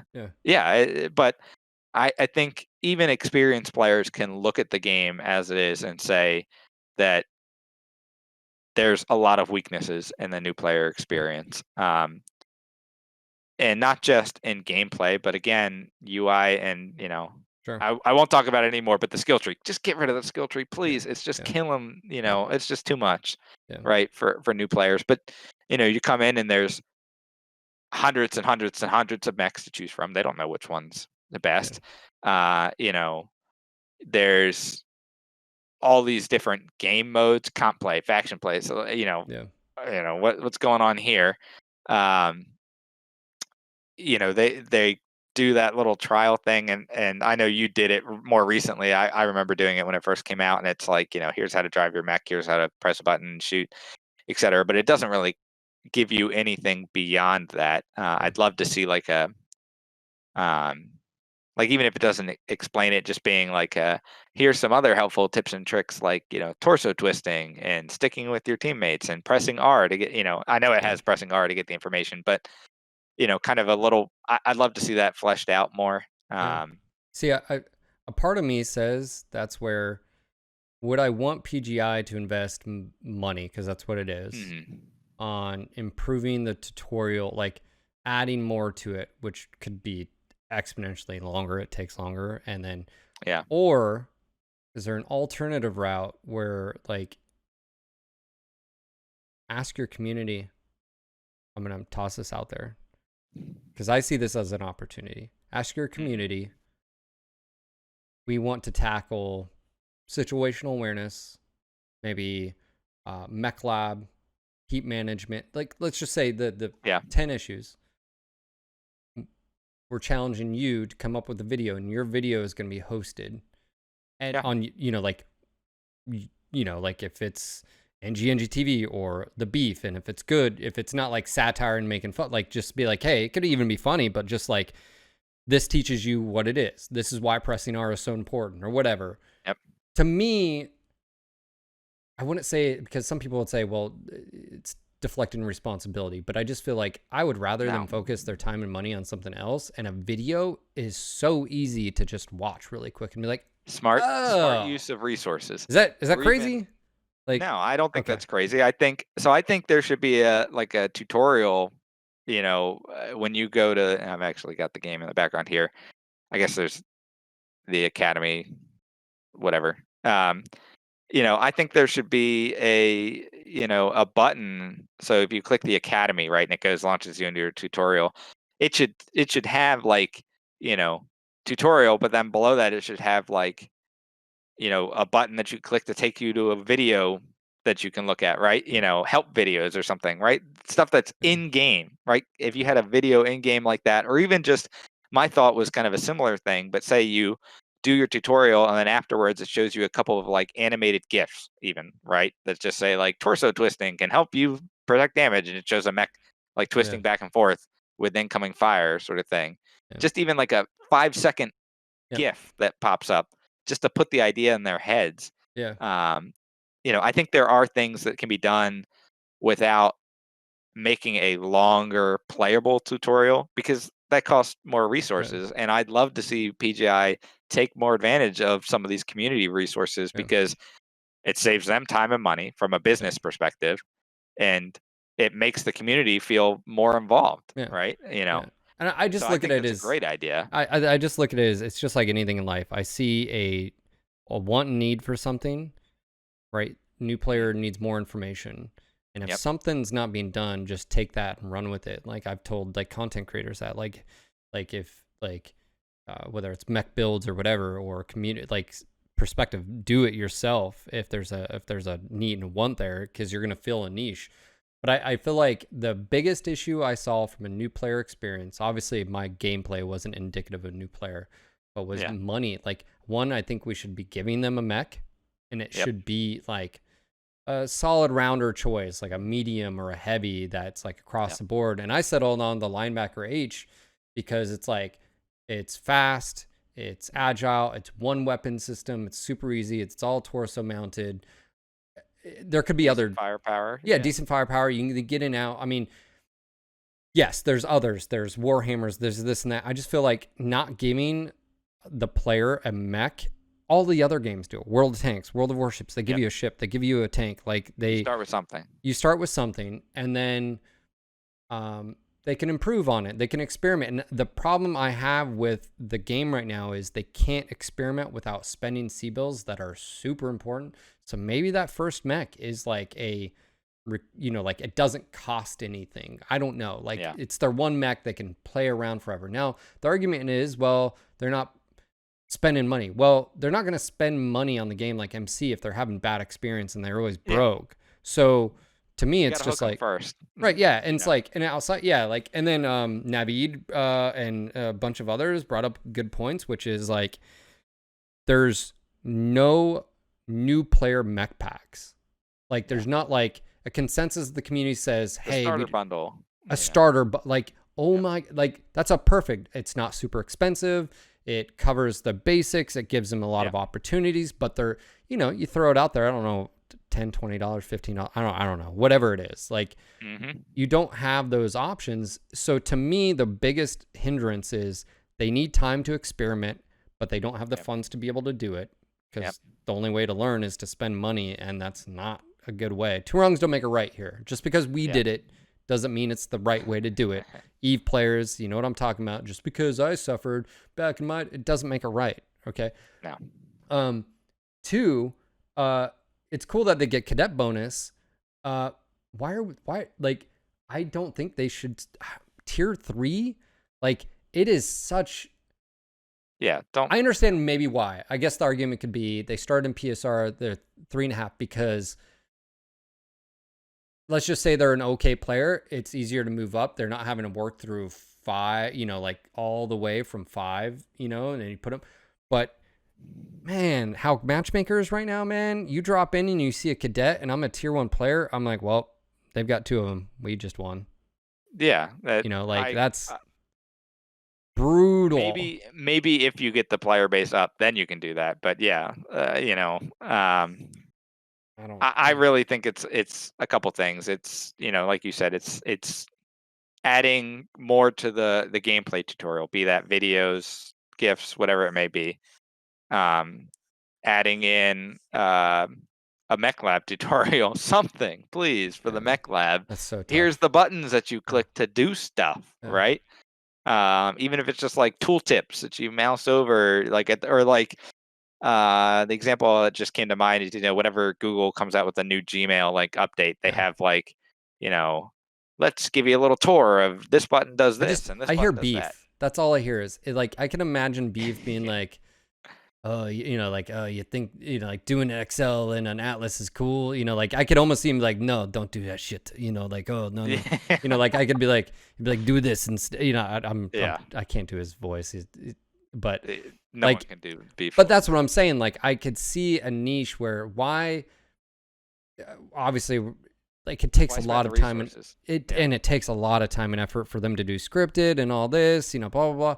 Just ask the community, you create these and we'll have literally them on our website. Like if you're a new player, listen to this. When it pops up, You know, In you go game. to the academy and it should list out Yeah. these videos. Just watch Yep. these videos. Like, this is the I quickest would way. foresee in a perfect world, I'm Joe Schmo, new player. I get on, I go to the academy. The first thing it does is it gives me a little playthrough tutorial, and you're like, "Oh, cool! Stop your robots." And then it says, at the end of the academy, it pops up and says, "Watch these videos for more information." And a list of videos on whatever gameplay basics, this, that. And I say, okay, and I watch the videos if I want to, and if I want to go back to them, they're still there, and it's a link that I click in the game. I would almost prefer to have the videos in the game. Just play the video in the game. Forget, whatever. But say, okay, I'm done. And now I go to the Mech Lab. I click the Mech Lab button. What's this? When I click that button, I want a video to pop up. The first time I ever click that, Joe Yeah. Schmo coming in. The first time I click that, it's the beef. It's whoever. It's Yeah. you. It's someone. It's like, In, hey, I know it this is doesn't have to be. daunting, but don't worry, we're gonna Yeah. walk through this. Like, it's nothing. Say, welcome, new Mechwarrior. This Yeah. is your Mech Lab. This is where the magic happens. Whatever, and kind of just a 1 minute explanation. First time I ever click the Mech Lab, I get a video explaining it. I think that would do wonders. Then you stick everyone in tier 5 because new players should never play against experienced players if you can avoid it. And you have them play, you give them a cadet bonus. I think your idea of giving them a mech is great because the whole new player experience, the first week of them playing, one, I don't think you should ever expect them to spend money in that first week. And two, it should basically be just focused on them having a good time. Yeah. If they have a good time, then they're going to want to keep playing. And then you say, you might have a pop up that shows up there saying, enjoying the game. Here's a starter bundle. Get 5 mechs of various types and classes. A good variety Yeah. for whatever, $25 or something. Sure. And you know what? If they're having a good time playing the game, I think you'd get a good number of people doing it. But Yeah. I think there needs to be a focus above all on bringing in new players, and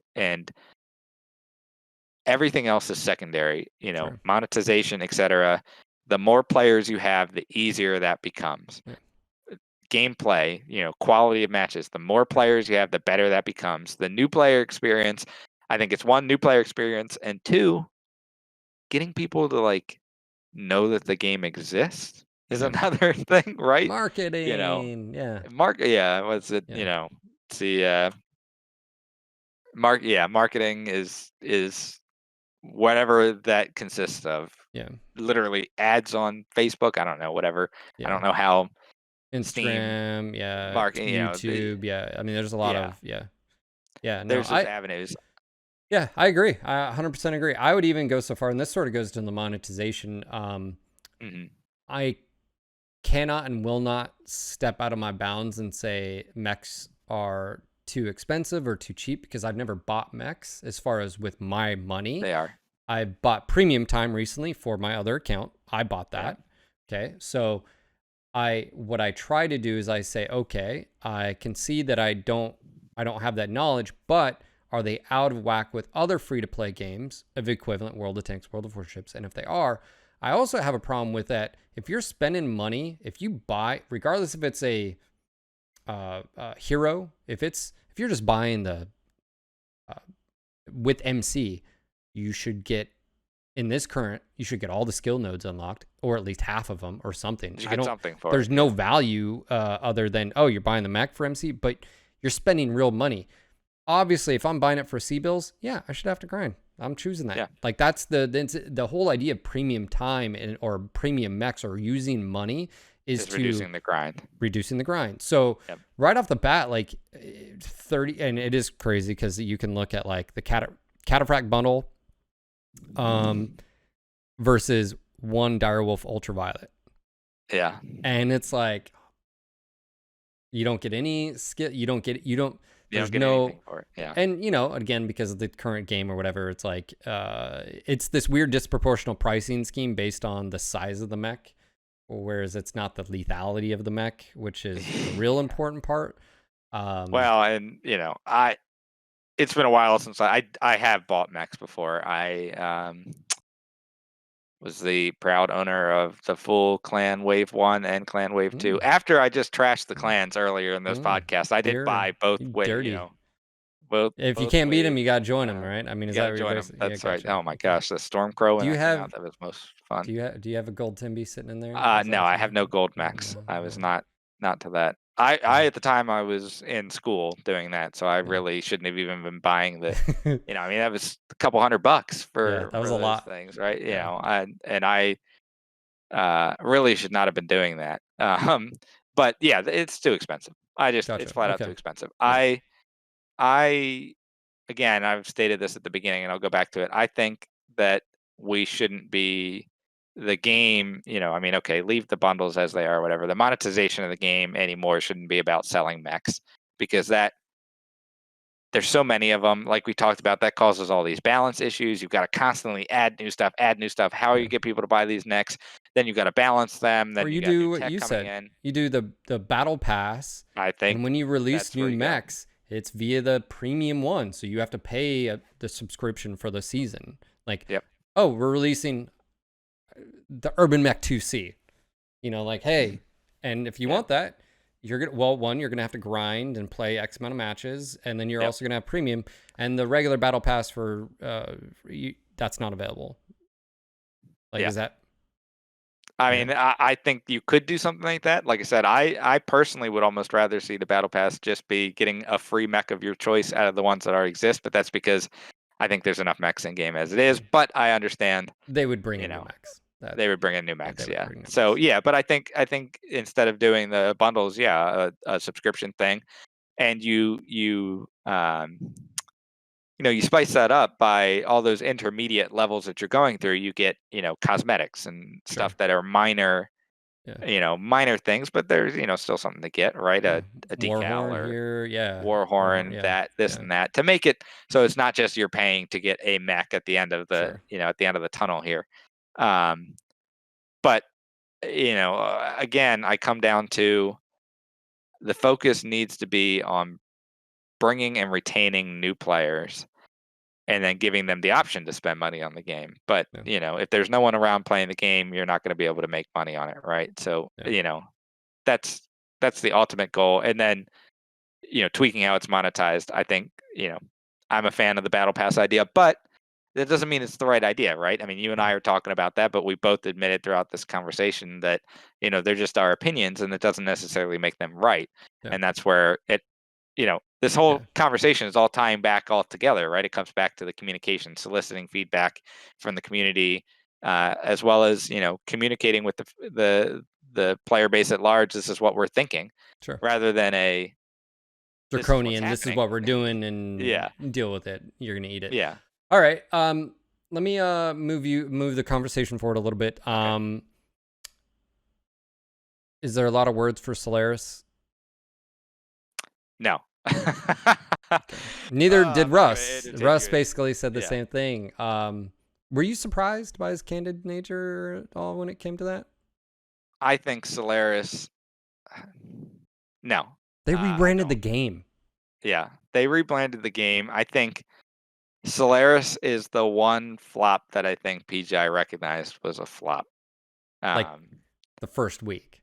the first week, yeah, Yeah. they Yeah. pushed for it so hard, and then I think they actually realized it doesn't add to the game. More You could have just made buckets. Yeah. a 1v1 lobby, like for private lobby sort of thing, right? Yeah. And that's all that really matters.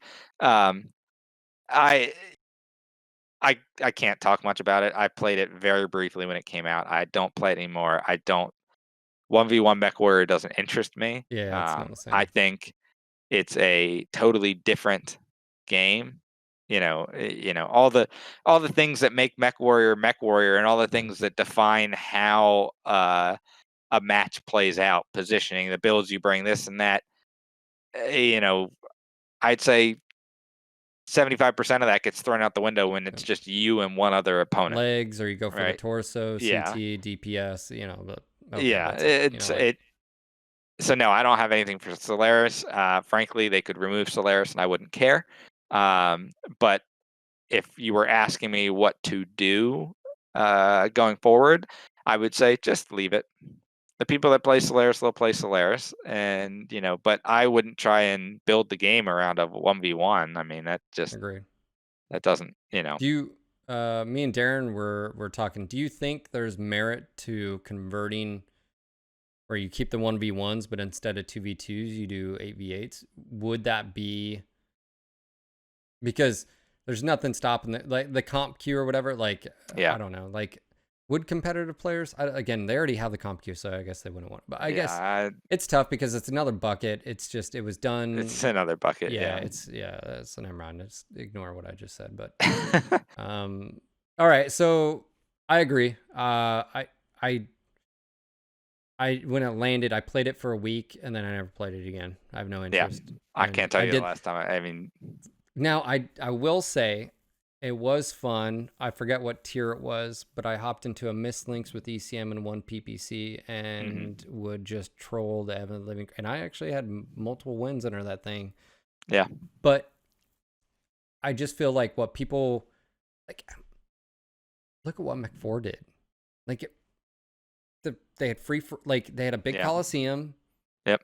And it was free for all. You could even do teams if you wanted, I guess. You could have done 4v4 or had squads of 4, lances of 4. I mean, you could have done so much.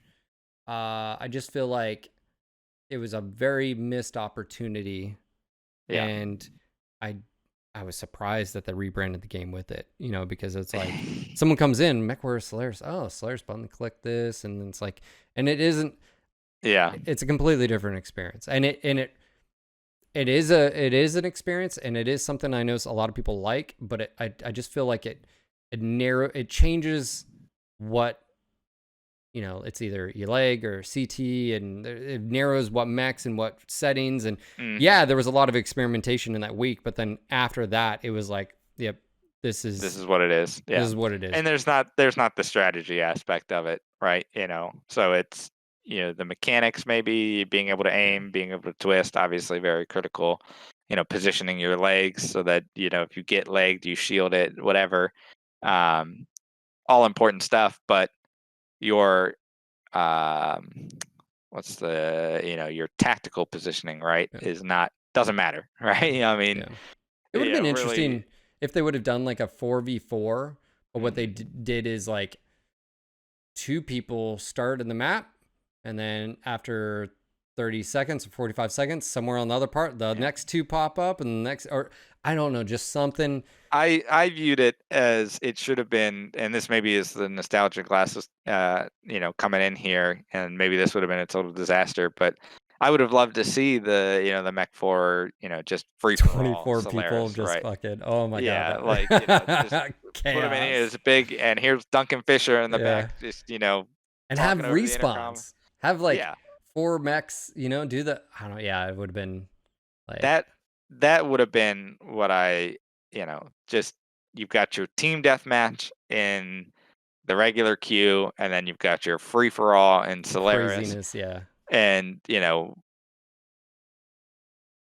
I think that would have been what I would have gone with, and I don't have the brain power or have spent the time thinking about what could have gone wrong with that. And maybe it was just ludicrous. Maybe it was just that's the thing. It's just ridiculous. Stupid, ridiculous. Yeah. That's why when Matt brought up like some type of event queue, I don't know if I'd want a separate bucket, if I'm honest. But like if it was like, hey, this weekend double XP on mediums only, or something like that, or hey, this weekend it's all about those BJs. Let's see it, bonus, like weapons, or I don't know, something like that, just silly fun. Because my main issue is anytime that gets brought up, it's not sustainable for population. I think everyone's like, oh yeah, that'd be really cool. You already have population issues, and like let's keep that. And that brings me up to the next thing, which is faction play. Have you played a lot of faction play? I used to. Okay. Maybe not a lot. I used to play faction play. I've wanted. Occasion. I have played it. Yeah. Throughout its iterations. Yep. I want to play faction play. I want to be so engrossed to where I'm never in solo and group anymore. That's what I've always wanted. I've wanted to be this ebb and flow of big units being able to do big things, but it's Competing sort of, over, well, yeah. sure, but it's sort of like modern armies. Like the army, there's the conventional units, it takes a lot to move, and so, but they're really good at their thing, right? But then you've got Yeah. these specialty units that are able to maybe bounce around the map. It's just one of those things where that's not what we got, and I feel like Russ threw Brian Ekman under the bus on that one. I'm assuming Brian Ekman is not with PGI any I longer guess after those not, yeah. comments. But he basically said, hey, Brian went up there and gave this speech, and it was, but again, it goes back to, anyways, I'm not going to reiterate that, but it's just, it's one of those things where it never lived up to it. Yeah. Yes, it never lived up to it. And I always felt like the analogy was, it's like the ship got launched from the docks and there was holes in it, and the entire time of faction play has been just trying to patch in holes. And there was mistakes along the way. I have no interest in Corridor Warrior Online, the incursion, the siege modes. I think I hate artificial funneling. But I will say this. I guess this is my, like, all the systems that are there and what's there, could it be turned around, and could you do, like, could they take the systems? And I guess that's more of a question for you, but also everyone out there listening, is like, can you take what's there and turn it into something that's sustainable and fun? Because I think fun's important, but I've always wanted just this experience. Yeah, we just never had to it. me, the entire concept behind faction play, and by entire concept, I mean the base concept, when you drill all the way down to what faction play really was about, it was putting meaning behind the games that you were playing, right? When you drill down, just strip away everything that happened there, it's, here I am in my mech shooting bad guys, and at the end of the match, when the scoreboard says you did it, it means something, Gotcha. right? As context of, It's context, right? Faction play to me always was trying to put context into the matches that you're playing. The concept was, you're capturing planets, you're gaining scouting intel, you're doing whatever. All these iterations were trying to put context behind the matches you're playing. Can that be done or saved at this point? I think that's a tough thing. Honestly, I'm not sure I'm the right person to answer it, because when I play anymore, I don't play faction play. To me, faction play, because of the way that they set it up, respawns, and I'm not saying respawns are a bad thing and everything, but it in some ways will bring out, it can bring out the worst things about an MWO match and hide some of the best things at times. And what happened for me, when I was playing faction play, because I think it was the same thing, trying to find that context of why I'm playing, the bigger picture of what these matches are all about. And for me personally, what that evolved into was competitive play. Competitive play was my context, right? Everything I did at the time, and when I was, at the height of playing every day, almost every day sort of thing, was trying to get better as a pilot, or I'm watching matches, casting matches because I'm involved in it. That was my context. But I think having that is a valuable thing for the growth of any game, and it's really just a what do you want to do? Do you want to try and make this context like a faction play sort of thing, where you have a universe, an in-game universe lore that you're kind of following, and capture the galaxy, whatever? Yeah. Or do you, and I think that is a possibility. And then there's the games that go the opposite. They go the comp play route, where you can play it casually just for fun, but really the meat of the game, the context of the game, is in the competitive environment, in the getting better, and the teams playing against each other sort of thing. There's plenty of games that way too. I don't think either of those are bad ways, but I think Mechwarrior, unfortunately, has tried to do both in some ways, and I think really I'd like to see them commit to one or the other. I think it's tough to have both, and especially when you have a small game with a small player base. It's those big buckets, and you kind of have to ask yourself, what's the to me, that's like, what's the heart of the game, right? Are you trying to build a game where the context is being, that competition against other players, against other teams, against yourself, and trying to get better? Or are you trying to build a game where the heart of the game is in the, I don't want to say story. Story is not the right word, but the the the experience of being in the lore, if you will. experience. Yeah, the lore is maybe the Yeah. best way to put it. But that concept of like, I'm part of this unit that's trying to capture these planets to gain prestige, Yeah. both in the game and whatever it may be. And I think that decision was never made. I don't think that's ever been. I think it was always hey, well, we'll have a comp queue and we'll, kind of invite the comp scene to be involved, and we'll also have this faction thing, and those are two very different Because you could avenues. because that's how I've always looked at it. I think faction play should be the competitive area. That's how I think faction play should be the competitive area. And some people aren't going to like this, but it's not for solo players. If you're not a part of a unit, I don't think you should be able to drop.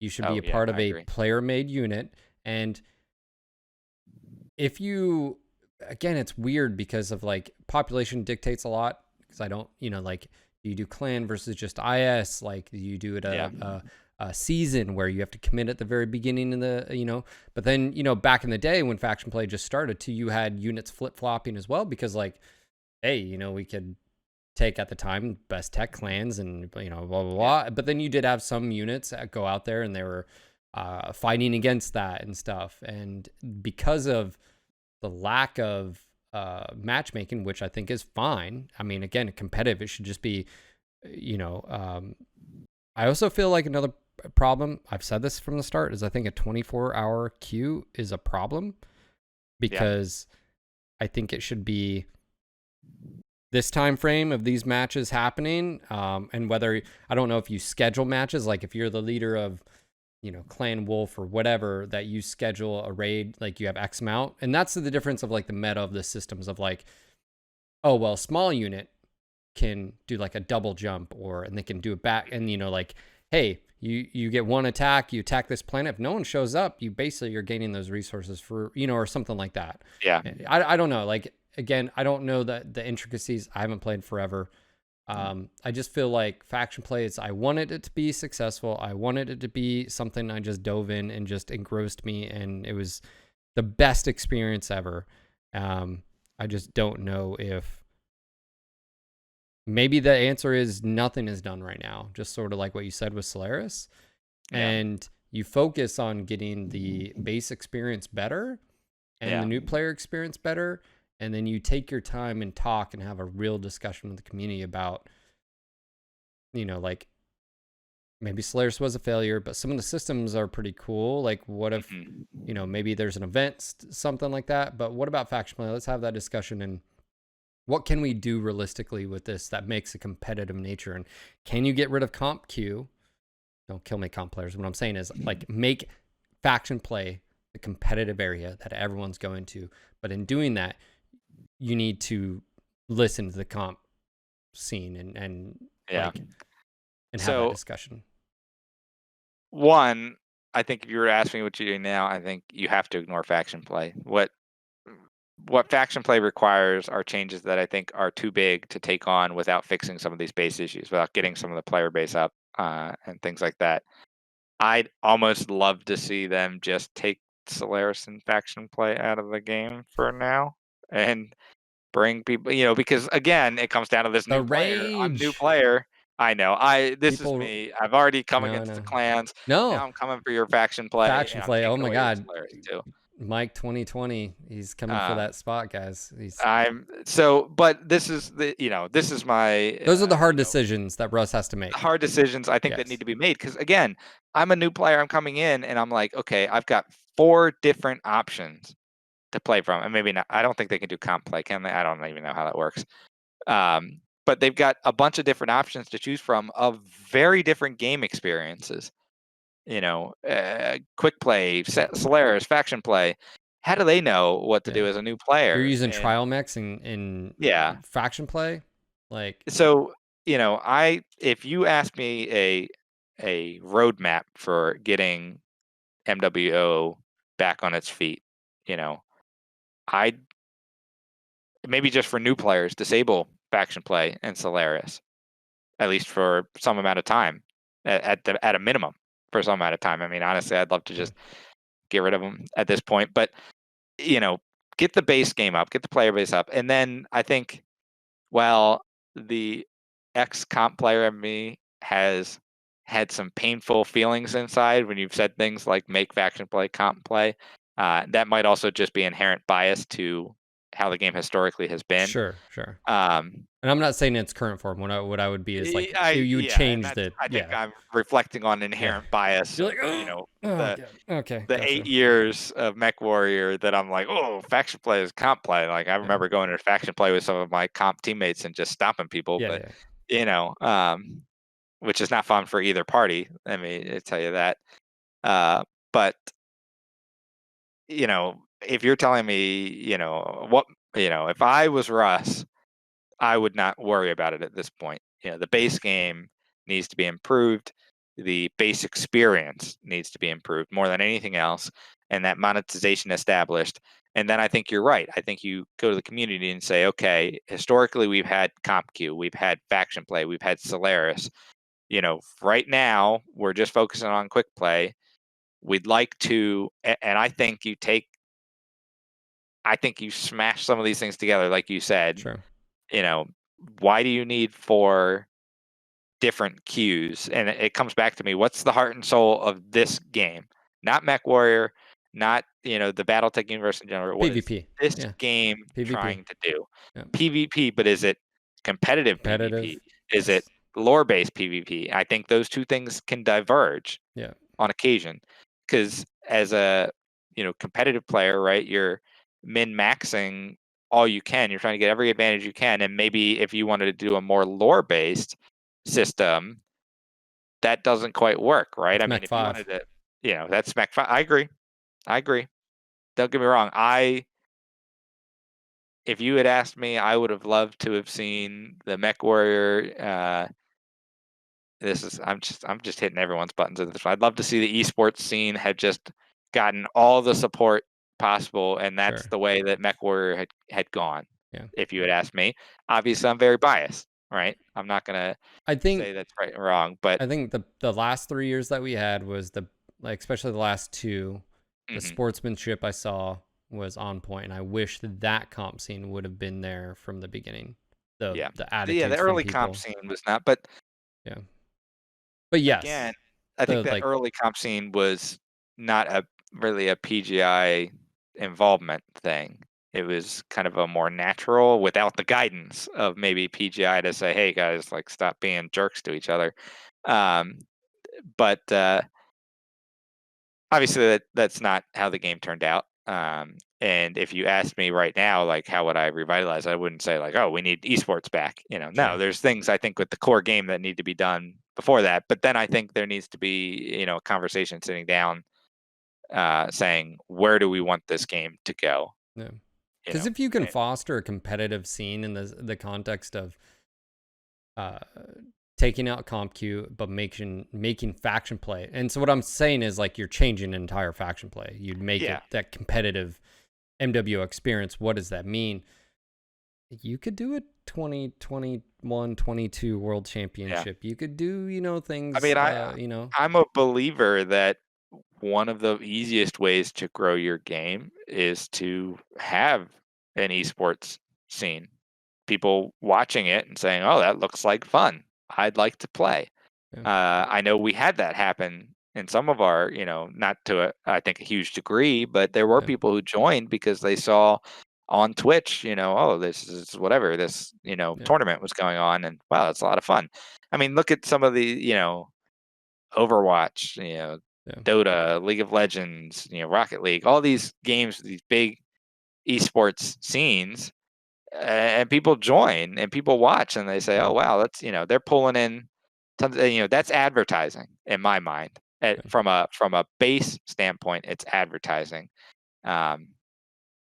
But it comes down to, I think Mechwarrior never really decided where they wanted to Yeah. go, lore or competitive or Yeah. this or that, and they tried to appease to all parties, and then you wind up with kind of half-complete solutions to every answer instead of Gotcha. a good solution to one answer or Yeah, one and question. all the stuff that we've talked about tonight, I think the Yeah, culmination of things, and that's I'm optimistic. I mean, obviously, I love Darren, and I've worked with him yeah, and I've known him for God almost 10 years now.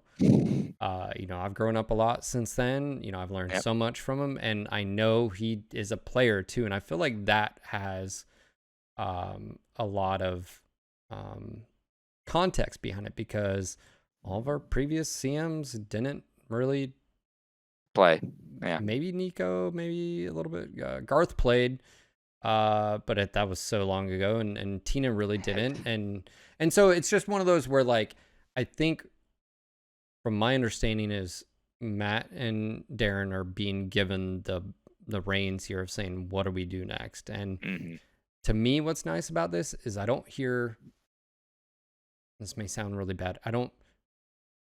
That doesn't muddy the water with someone else who maybe internally wants to like do a design aspect, yeah, like no, you listen in the community, see if that lines up, and that's why I think it's so important if they can solve the monetization issue or at yep, least investment, because that opens the wallet, right? Which is that's yeah. Pandora's box of like being able to open that and you can do everything, but Yeah, when you oh get down to man, it, it's a business, right? yeah, It's a game to us. It's a game for most of us. It's our childhoods yeah, or whatever it may be. We grew up BattleTech. We've always loved it. So for us, it's our baby. For them, it's a business, right? yeah, And if it doesn't make money, yeah, why you can't do it. yeah. But it's Um, like on the flip side, you're on the outside going, we want to give you money, yeah, make us want yeah, to and give you so that's money, where like yeah, it needs to be a partnership. I yeah, think it's from a business aspect, when you think of it, you have your internal stakeholders, right? If you're using a business term, right? These are the people that you have to answer to. You also have external stakeholders, right? You have customers, and yeah, ultimately the customer, needs to have some involvement. Otherwise, you don't have customers, yeah, if they're not hands involved. down, yeah. Um, but yeah, I mean, I think to me, we've talked about so much tonight, but I would kind of say, what I would, if you asked me if this was my platform for running on the MechWarrior campaign, you know, elect me for Hey, I think we should to have a leadership council. to I don't think having to one or two, you know, yeah, one or two people. MechWarrior would be um, soliciting feedback and opinions on every step before making committed, changes. Here's an idea. Let's see what you think. Um, I think again, using the resources in the community to create those video tutorials, 2-minute long tutorials, 1-minute long tutorials, sort of things for the Mech Lab, for some of the basic gameplay mechanics beyond what the regular tutorial has. Have them in the game in some form. You can either click and it takes you to YouTube, or click and it just plays the video. I think that's key. I think changing the monetization to get away from mech bundles and instead doing some sort of subscription based service, maybe again, Game Pass, whatever, Battle Pass, whatever you want to call it, some sort of as you play more, you get more rewards, but you have to pay for the whole subscription sort of thing. Um, Doing that. And then basically, from a gameplay standpoint, it would be take the skill tree and throw it out. Just put it in the dumpster and never talk of it again. Maybe light the dumpster on fire, whatever you want to do there.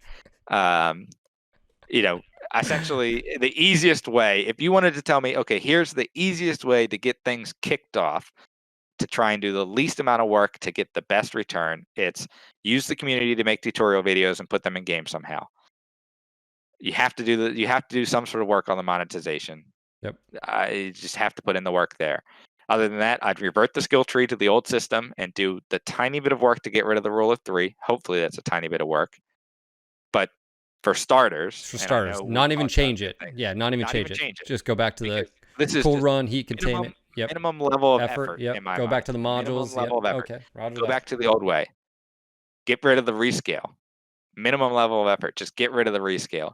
Do those things, and then add in the starter bundle pack And I think that would be your minimum level of effort. So video tutorials made by the community, getting rid of rescale, getting rid of skill tree, and going back to the old one with the rule of three, adding a starter pack, a starter bundle that you can buy for a cheap amount for some basic mechs, and changing your monetization. Those 5 things would be what I would do to start.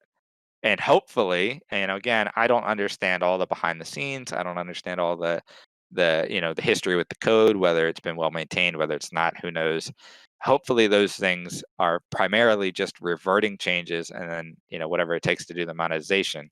That's a relatively minimum level of effort that I think will have a large impact on that. Now you'd have to then have Darren or someone, or maybe coordinate with the community to do a push for marketing is the other factor to that. So you do all those things with the hope that you're making the new player experience better.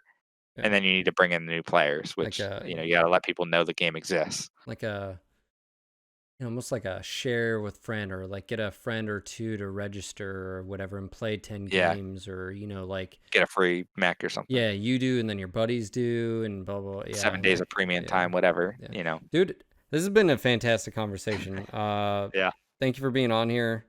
I know it's we could probably talk a little bit more about like possible MW 2.0, or should they go that route, or but I feel like I'll just have to have you on again. That's what I'm happy to be here. This was a lot of fun. I think when it comes down to it, you and I and everyone else that's probably watching this podcast feels the same way. We just love Mechwarrior, and I'd love to see the game come back. I'd love to see the game come strong again, and play it. I mean, back in the day, I was playing 7 days a week, sort of thing. And while I may not do that again, it still would be phenomenal to have this game, because at the end of the day, this game scratches an itch that none of the others do. It's just, so I'd love to see it, become huge. I'd love to see Mechwarrior Online become the next big, whatever, online multiplayer, and and you and I and all the folks watching today can be like, we were there when it wasn't anything, and have watched it grow. So who knows? It'd be awesome to do a 2021 MechCon 2022 World Championships, go up to Vancouver again. Like, it'd be awesome. I think it's possible. It's just, again, a lot of work needs to be done, and multiple conversations like this, and of course others, and other, like all that going on. But yeah, man, thank you for being on this podcast again. Mike, you guys know him as MDM0, literally. Yeah, there's an extra 0 there, but most people just call me MD. Yeah, it almost looks like I said Mom 0 on your thing. Sorry, you'll have to. I know. I've gotten that. It's forever. That's all right. Yeah, man. Thanks for being on the podcast. This has been a great conversation. Yeah, thanks for having me. And I'll have you back on here, and maybe in a month, maybe in 2 months, we'll know more and be like, okay, well, hey, out of those 5 things, what do you think? Like, did any of this happen? But yeah, man, thank you again for being on the podcast, and we'll talk soon. I'll see you in Twitch chat. Yeah, I'll see you. All right, buddy. This podcast is supported by you, the viewer. Please consider supporting in a variety of ways. 1, just enjoy the content. Like, comment, subscribe, so YouTube's algorithm knows what to do with this. Another way you can support, if you have the ability right now, is head over to the Twitch channel, become a subscriber.